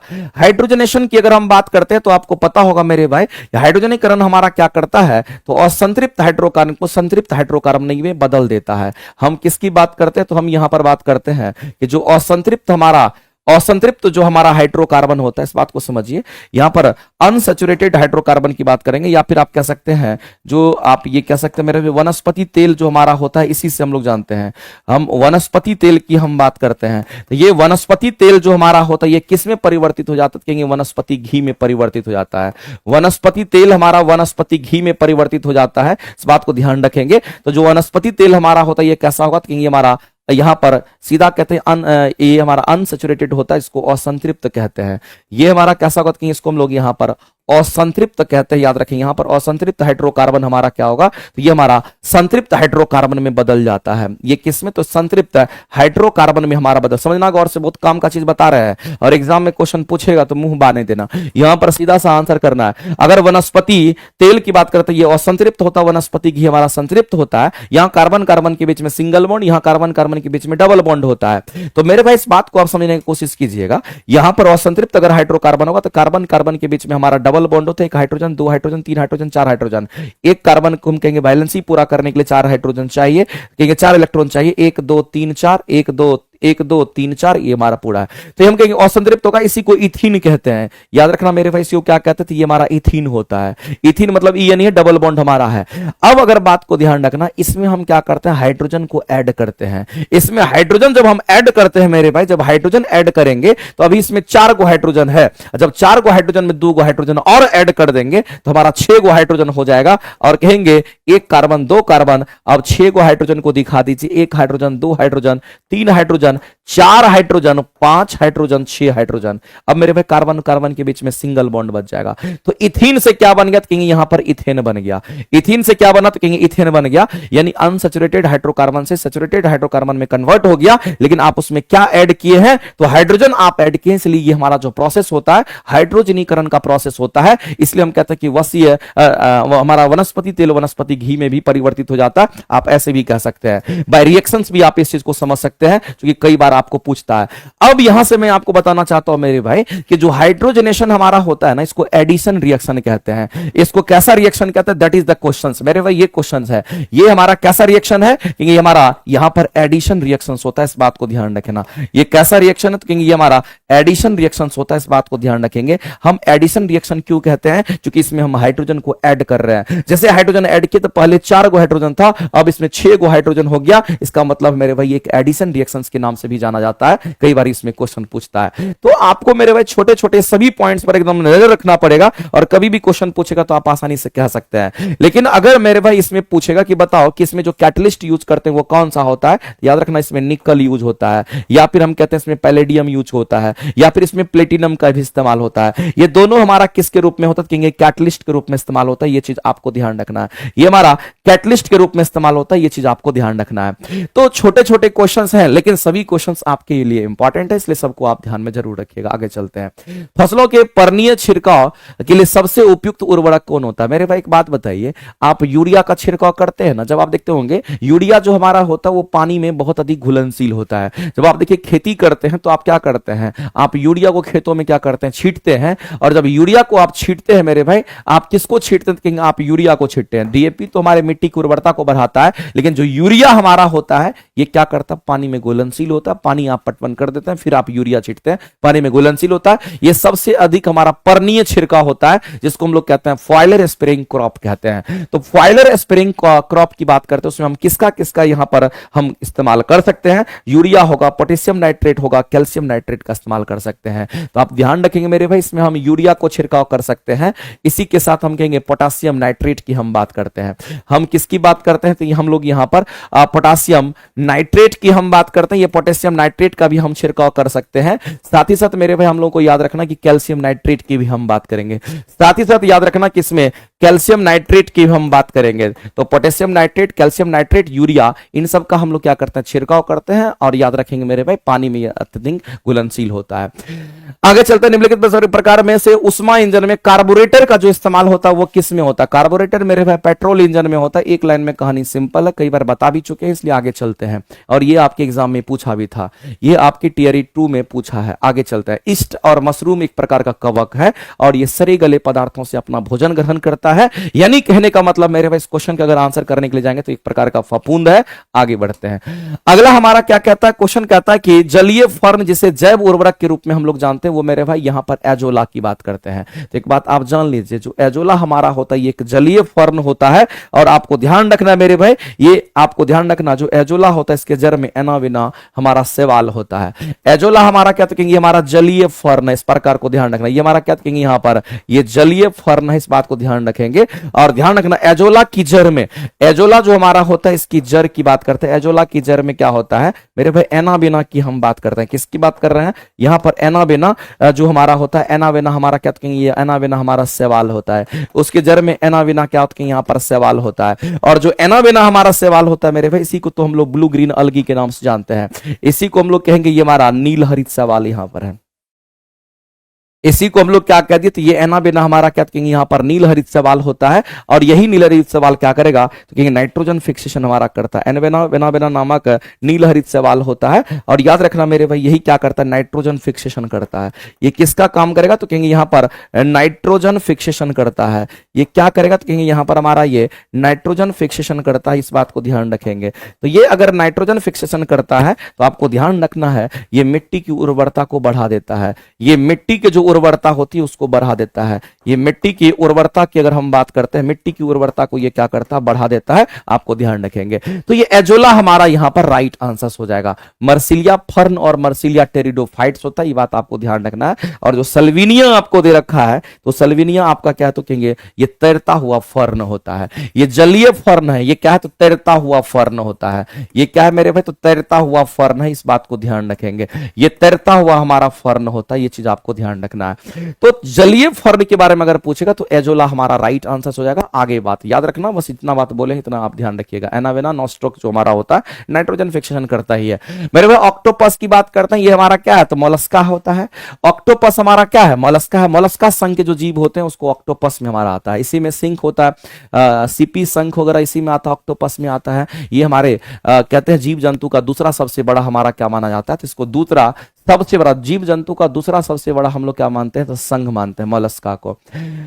जंतुओं में से किसमें 3 गो प्रकोष्ठ हृदय होता है मेरे भाई, 3 गो हर्ट चेंबर किसमें होगा, क्योंकि मगरमच्छ की बात करता है। मगरमच्छ में तो मेरे भाई यहां पर 4 गो होता है। इसमें कितना होगा, क्योंकि इसमें 4 हर्ट चेंबर होता है। 4 हर्ट चेंबर में मेरे भाई 3 गो हर्ट चेंबर की अगर हम बात करते हैं, 3 गो हर्ट चेंबर हमारा क्या होता है, इसका फंक्शन करता है। लेकिन एक हर्ट चेंबर इसमें क्या होता है, तो एक हर्ट चेंबर मेरे भाई इसमें फॉल्स होता है, ये काम नहीं करता है, ध्यान रखिएगा। लेकिन अगर हम बात करते हैं मेढक की बात करते हैं, तो मेढक में कितने हर्ट चेंबर होंगे, तो 3 हर्ट चेंबर हमारा होता है, इसलिए आंसर करेंगे ये। बंदर में तो 4 गो हर्ट चेंबर होता है। आगे चलते हैं। प्लाज्मा झिल्ली बनी होती है प्रोटीन का, लिपिड का, कार्बोहाइड्रेट का, उपयुक्त में से अधिक। आंसर करेंगे हमारा करेक्ट हो जाएगा, आंसर करेंगे। आगे बढ़ते हैं। निम्नलिखित में से कौन सा सुमेलित नहीं है, आपको बताना है। बताइए, ये तो क्वेश्चन पहले भी मेरे भाई यहां पर हम लोग बात करते हैं अदरक की बात करते हैं। अदरक को अदरक हम लोग क्या कहते हैं, इसमें राइजोम बोलते हैं, इसको क्या बोलते हैं, राइजोम। केसर मेरे भाई जो होता है, ये केसर मेरे भाई यहां पर हम लोग कहेंगे केसर जो होता है ये बीज नहीं होता है। केसर जो है ये बीज नहीं होता, ये बीज जो लिखा है ना ये केसर बीज नहीं होता। केसर हमारा क्या होता है कि यहाँ पर हमारा फूल होता है, ये हमारा सेफ्रॉन जो होता है एक प्रकार का फूल होता है, तो ये गलत है, ये गलत है, तो आंसर यही करेंगे। अफीम जो होता है, अफीम की टुड्डी, अफीम का जो सीड होता है वही हमारा अफीम में होता है, उसी से अफीम तैयार होता है। लोहा का अंश सबसे अधिक किसी में होता है, तो हरी सब्जी में होगा। सीम में क्या होगा, तो प्रोटीन होता है। अंडा में भी क्या होगा, तो प्रोटीन हमारा होता है। ये दोनों आंसर नहीं हो चुके, इन दोनों में प्रोटीन हमारा होता है। जितने भी हरी सब्जी आप खाते हैं उसमें लोहा आयरन कंटेंट होता है। एल्कोहल के निर्वेशन के लिए मेरे भाई, अगर अल्कोहल के निर्वेशन के लिए हमारा जो अंग होता है वो कौन सा मेरे भाई, कौन सा ऐसा अंग हमारे शरीर के अंदर है जो कि क्या करता है, जितने भी हम दवाई ववाई खाते हैं जो टॉक्सिक चीज होता है उसको डिटॉक्सिफिकेशन कौन करता है, हमारा लीवर करता है। और जो हमारा लीवर होता है याद रखना उसमें रीजनरेशन पावर होता है, अपने लीवर क्या करता है, अपने आप को फिर से जनरेट कर लेता है। तो मेरे भाई वो लीवर होता है जो डिटॉक्सिफिकेशन हमारा करता है, ध्यान रखेंगे। शरीर का प्रतिरोधक क्षमता हमारा सबसे महत्वपूर्ण कोशिका मेरे भाई प्रतिरोधी क्षमता को बढ़ाता है, तो कहेंगे डब्ल्यूबीसी। डब्ल्यूबीसी हमारा क्या करता है, तो किंग ब्लड में एंटीबॉडी का निर्माण करता है। तो लिम्फोसाइट्स हमारा क्या, तो डब्ल्यूबीसी का प्रकार है, इसलिए आंसर करेंगे ऑप्शन नंबर हमारा यहां पर बी करेक्ट हो जाएगा। आगे चलते हैं, आंख के किस भाग में अंध बिंदु और पीत बिंदु होता है। मेरे भाई यहां पर अंध बिंदु की बात करते हैं, और अगर हम पीत बिंदु की बात करते हैं, पीला बिंदु की बात करते हैं, तो आपको एक चीज ध्यान रखना कि मेरे भाई अंध बिंदु की अगर हम बात करते हैं तो एक चीज आप समझिए मेरे भाई, ये क्वेश्चन आपका कई बार पूछता है। आप जानते होंगे कि हमारी आंख में एक रेटिना का भाग होता है, हमारी आंख में रेटिना होता है। इसी रेटिना पर क्या होती है मेरे भाई कि दो स्पॉट होता है, रेटिना पर दो स्पॉट होता है, या फिर आप कहते हैं कि उसी रेटिना पर हमारा दो स्पॉट होता है। एक हमारा कैसा होता है, इसी रेटिना पर ब्लाइंड स्पॉट होता है, इसी पर एक स्पॉट जिसको हम लोग ब्लाइंड स्पॉट कहते हैं, बताइए। और दूसरा हमारा कैसा स्पॉट होता है, इसमें येलो स्पॉट होता है। जो लोग मेरी क्लासेस कर रहे होंगे शायद उनको ये बात मैंने क्लास में भी बताया, थ्योरी की क्लासेस में। जो ब्लाइंड स्पॉट होता है मेरे भाई, अगर ब्लाइंड स्पॉट पर इमेज बनता है, यदि इमेज कहां बनता है, यदि इमेज ब्लाइंड स्पॉट पर बनता है, यदि इमेज कहां पर, ब्लाइंड स्पॉट पर बनता है, यदि इमेज ब्लाइंड स्पॉट पर बनता है तो मेरे भाई याद रखिएगा, बनता है तो सब कुछ आपको काला नजर आता है। सब कुछ कैसा नजर आएगा, तो कहेंगे सब कुछ आपको काला दिखाई देता है, काला दिखाई देता है। अगर यहां इमेज बन गया तो सब कुछ काला दिखाई देता है, इस बात को आप ध्यान रखेंगे, इसलिए इसका नाम है ब्लाइंड स्पॉट। अगर मेरे पे रेटिना पर एक और स्पॉट हो जिसको येलो स्पॉट कहते हैं, और याद रखना यदि इमेज की हम बात करते हैं, यदि प्रतिबिंब की हम बात करते हैं, यदि इमेज हमारा येलो स्पॉट पर बनता है, कहां पर, अगर इमेज हमारा येलो स्पॉट पर बनता है तो आपको ध्यान रखना स्पॉट पर बनता है। यदि इमेज येलो स्पॉट पर अगर हमारा बनता है तो आपको एक बात ध्यान रखना मेरे भाई कि सब कुछ कैसा नजर आएगा, तो कहेंगे सब कुछ आपको स्पष्ट नजर आता है। यहां पर सब कुछ की अगर हम बात करते हैं, सब कुछ आपको कैसा नजर आएगा, तो यहां पर स्पष्ट दिखाई देता है, इस बात को आप ध्यान रखना। सब कुछ हमारा स्पष्ट दिखाई देता है, ये चीज आपको ध्यान रखना। कई बार मेरे भाई ये क्वेश्चन पूछा गया है, तो रेटिना पर ही हमारा ये दोनों चीज होता है, इस बात को ध्यान रखेंगे। तो आंसर करेंगे यहां पर कॉर्नियल लेंस नहीं, दृष्टि पटल करेंगे, और दृष्टि पटल को ही रेटिना कहते हैं, उसी पर ये दोनों बिंदु पाया जाता है। इसको ब्लाइंड स्पॉट और येलो स्पॉट के नाम से हम लोग जानते हैं। बताइए क्लास में भी आपको कराए होंगे, लगातार आप क्लास कर रहे हैं, और मेरी जो थ्योरी की क्लासेस चलती है जिसमें खास करके इंजेक्शन बैच की क्लासेस है या फिर आपको अखंड ज्योति बैच की क्लास, देखिए दोनों क्लासेस है। आपको अगर जिस बैच में भी जाने का मन करता है उस बैच में आप जा सकते हैं। अगर आपको मन करता है कि नहीं हमको न्यू बैच चाहिए, तो मेरे भाई उसके लिए इंजेक्शन बैच है। और याद रखिएगा जिनकी थ्योरी थोड़ा भी वीक है, कोई भी चैप्टर वीक है, तो इंजेक्शन बैच से जरूर जुड़ जाइएगा, ये न्यू बैचेज आपको मिलेगा। इंजेक्शन बैच थ्योरी की बैच आपको मिलेगी, और ये जो आपको थ्योरी का बैच हम आपको दे रहे हैं, मैं आपको बता देना चाहता हूं मेरे भाई, ये कंप्लीट लाइव क्लासेस इसमें मिलेगा, एकदम बेहतरीन डिटेल एक्सप्लेनेशन के साथ इसकी क्लासेस हम आपको प्रोवाइड करेंगे। दूसरा अगर हम बात करते हैं यहां पर, तो हम अखंड ज्योति बैच की बात करते हैं। ये जो अखंड ज्योति बैच अगर होता है, अगर अखंड ज्योति बैच की अगर हम बात करते हैं, जो लोग कर रहे होंगे वो लोग जरूर पढ़े होंगे, और ये भी हमारा क्या कहेंगे यहां पर थ्योरी बैच हमारा है, ये भी हमारा थ्योरी बैच है। अब कहिएगा सर दोनों में अंतर क्या है, तो दोनों में मेरे भाई अंतर क्या है, कहेंगे ये हमारा अभी स्टार्ट हुआ है रिसेंट में, और ये हमारा पहले से चल रहा है। तो ये आपको इसमें लाइव प्लस रिकॉर्डेड दोनों मिल जाएगा, और इसमें कंप्लीट लाइव क्लासेस आपको मिलेगी, लेकिन दोनों थ्योरी की क्लासेस है, और ये दोनों के दोनों मेरे पास साइंस थ्योरी के लिए आपके लिए सबसे बेहतरीन क्लासेस आपको हम दे रहे हैं। साइंस थ्योरी की क्लासेस अगर करनी है, फिजिक्स केमिस्ट्री बायो, तो आपको यहां से मिल जाएगा। और अगर आपको लगता है मेरे भाई कि हमारी साइंस थ्योरी अच्छी है, या फिर अगर आपको लगता है कि हमको प्रैक्टिस करना है, तो आप नियुक्ति बैच से जुड़िएगा। नियुक्ति बैच जो हमारा होता है ये साइंस की प्रैक्टिस के लिए हमारा है। अगर साइंस में प्रैक्टिस करना है, और मेरे हिसाब से मेरे भाई सबसे बेहतर बेहतर क्लासेस नियुक्ति बैच में मिलेगा। और आपको मैं बता देना चाहता हूं, इसमें 4000 प्लस एमसीक्यू हम करवा रहे हैं, इसमें 4000 प्लस एमसीक्यू करवा रहे हैं। अगर किसी के पास ये क्लासेस अगर नहीं है तो जरूर कर लीजिएगा। इसमें एक से एक बेहतरीन कंसेप्ट, एक से एक बेहतरीन चुनौता, एक से एक बेहतरीन क्लासिकल क्वेश्चन हम इसमें करवाएंगे। धीरे धीरे करके सब कुछ आएगा। और जिसको लगता है कि थ्योरी थोड़ा भी कहीं पर वीक है, अगर थोड़ा भी हमको समझ में नहीं आता है, अगर हमसे क्वेश्चन नहीं बनता थ्योरी से, तो आप जरूर कर लीजिएगा। क्योंकि मेरे भाई ये समय और ये आपको चीज मटेरियल फिर दोबारा नहीं मिलेगा। क्योंकि जब गाड़ी निकल जाती है तो निकल जाती है, फिर समय आपको लौट करके नहीं आता है। तो जिनको भी लगता है कि हमारी थ्योरी वीक है तो जरूर आप देख लीजिए, इसमें से जो भी क्लासेस लेना चाहते हैं ले लीजिए। और ये क्लासेस तो आपके पास होना ही चाहिए। तो देखिएगा आपकी तैयारी कितनी अच्छी हो जाती है। आपको जितना चीज हम पढ़ा रहे हैं ना, और मेरे पढ़ाए हुए और थ्योरी से रिलेशन जब आप देखिएगा तो आपको हर चीज लगेगा कि इजी हो जाता है। बस मेरे भाई पढ़ने का तरीका होता है कि कितना जल्दी आप आंसर करते हैं। एक बच्चे का लिंग का निर्धारण जो होता है मेरे भाई, वो किसके आधार पर होता है? तो पिता के, फादर के आधार पर होता है, क्योंकि उसमें वाई क्रोमोजोम होता है और वही वाई क्रोमोजोम रिस्पॉन्सिबल होता है। ये हम कहेंगे यहाँ पर बेटा होगा कि बेटी होगी। निम्नलिखित में से कौन सा हमारा क्या है? तो कहेंगे यहाँ पर सल्फा औषधि है। यानी मेरे पास सल्फा ड्रग की बात करता है। जो सल्फा ड्रग हमारा होता है ये क्या होता है? कहेंगे एंटी बैक्टीरियल होता है। ये कैसा होगा? कहेंगे ये हमारा एंटीबायोटिक होता है। ये बात आपको ध्यान रखना। और जो एंटीबायोटिक हमारा होता है ये बैक्टीरियल इन्फेक्शन में काम करता है। ये किस में काम करता है? कहेंगे हमारा ये बैक्टीरियल इन्फेक्शन में ये काम करता है। इस बात को ध्यान रखेंगे।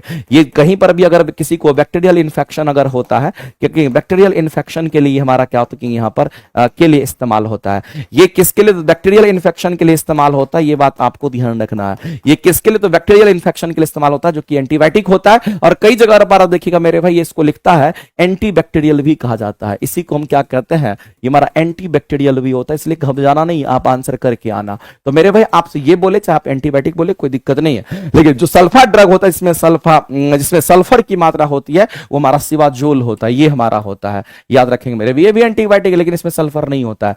हमारा स्ट्रेप्टोमाइसिन भी हमारा नहीं होता है। यहाँ पर सिवाजोल की बात करते हैं, ये हमारा होगा। आगे चलते हैं, आगे बढ़ते हैं मेरे भाई। अगला कहता है कि रानी खेत बीमारी किसमें होता है? तो मुर्गी में होता है। ये सब बीमारी आप याद रखिए, कोई दिक्कत नहीं है, सब पूछता भी नहीं है, बस ध्यान में रख लेना। तो रख लीजिए। बाद बाकी मेरे भाई आज का जो डिस्कशन है वो लगातार हमने आपको 40 क्वेश्चन का डिस्कशन बहुत ही कम समय में बहुत ही बेहतरीन तरीके से हमारा प्रयास रहता है कि अपना पूरी तरीके से एफर्ट लगा करके हर एक क्वेश्चन तक हम आपको पहुंचा दें, ताकि आप 40 क्वेश्चन पर अगर डेली मेरे साथ प्रैक्टिस करते हैं तो आपकी तैयारी बहुत अच्छी हो जाएगी। लेकिन अगर थोड़ा भी आपको लगता होगा कि मेरा थ्योरी थोड़ा भी वीक है, हम आपको रिकमेंड करेंगे अखंड ज्योति बैच आपके पास पहले से, कि उसमें आपका कुछ चैप्टर पढ़ाया हुआ है और कुछ चैप्टर चल भी रहा है। और अगर आपको लगता है कि नहीं हमको बढ़िया क्लासेस और चाहिए, तो न्यू क्लासेस चाहिए, तो इंजेक्शन बैच की क्लासेस करके देखना। एक चैप्टर में आपको पता चल जाएगा कि आपको क्या नहीं आता था। क्योंकि मेरे भाई पढ़िएगा तो क्या पढ़ना क्या छोड़ना, आप भले विद्वान है, हमको नहीं मतलब है, लेकिन सिलेक्शन लेना है तो मेरे बैच से एक बार जरूर गुजर कर देखना। तब पता चलेगा कि सच में हमारे अंदर इतना कमी था।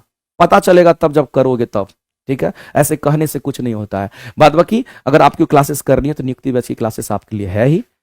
ये सारी क्लासेस, जो भी क्लासेस आपको यहाँ पर दी जाती है, सभी के सभी एक से एक बेहतरीन क्लासेस आपको दी गई है। तो मेरे भाई आज के लिए इतना ही, मिलते हैं हम लोग फिर अगले क्लासेस में। लेकिन हम सभी लोग से कहना चाहते हैं कि आप लोग जरूर सेशन को एक बार लाइक कर दीजिएगा।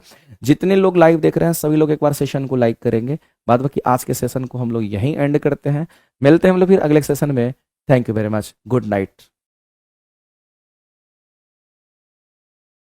नियुक्ति बैच रिकॉर्ड देखिए, नियुक्ति बैच की जो क्लासेस है ना, उसमें आपको लगभग 600-700 क्वेश्चन लगभग रिकॉर्डेड मिलेगा और 700 के आगे लाइव भी मिलेगा। नियुक्ति बैच में लाइव प्लस रिकॉर्डेड दोनों हो जाएगा।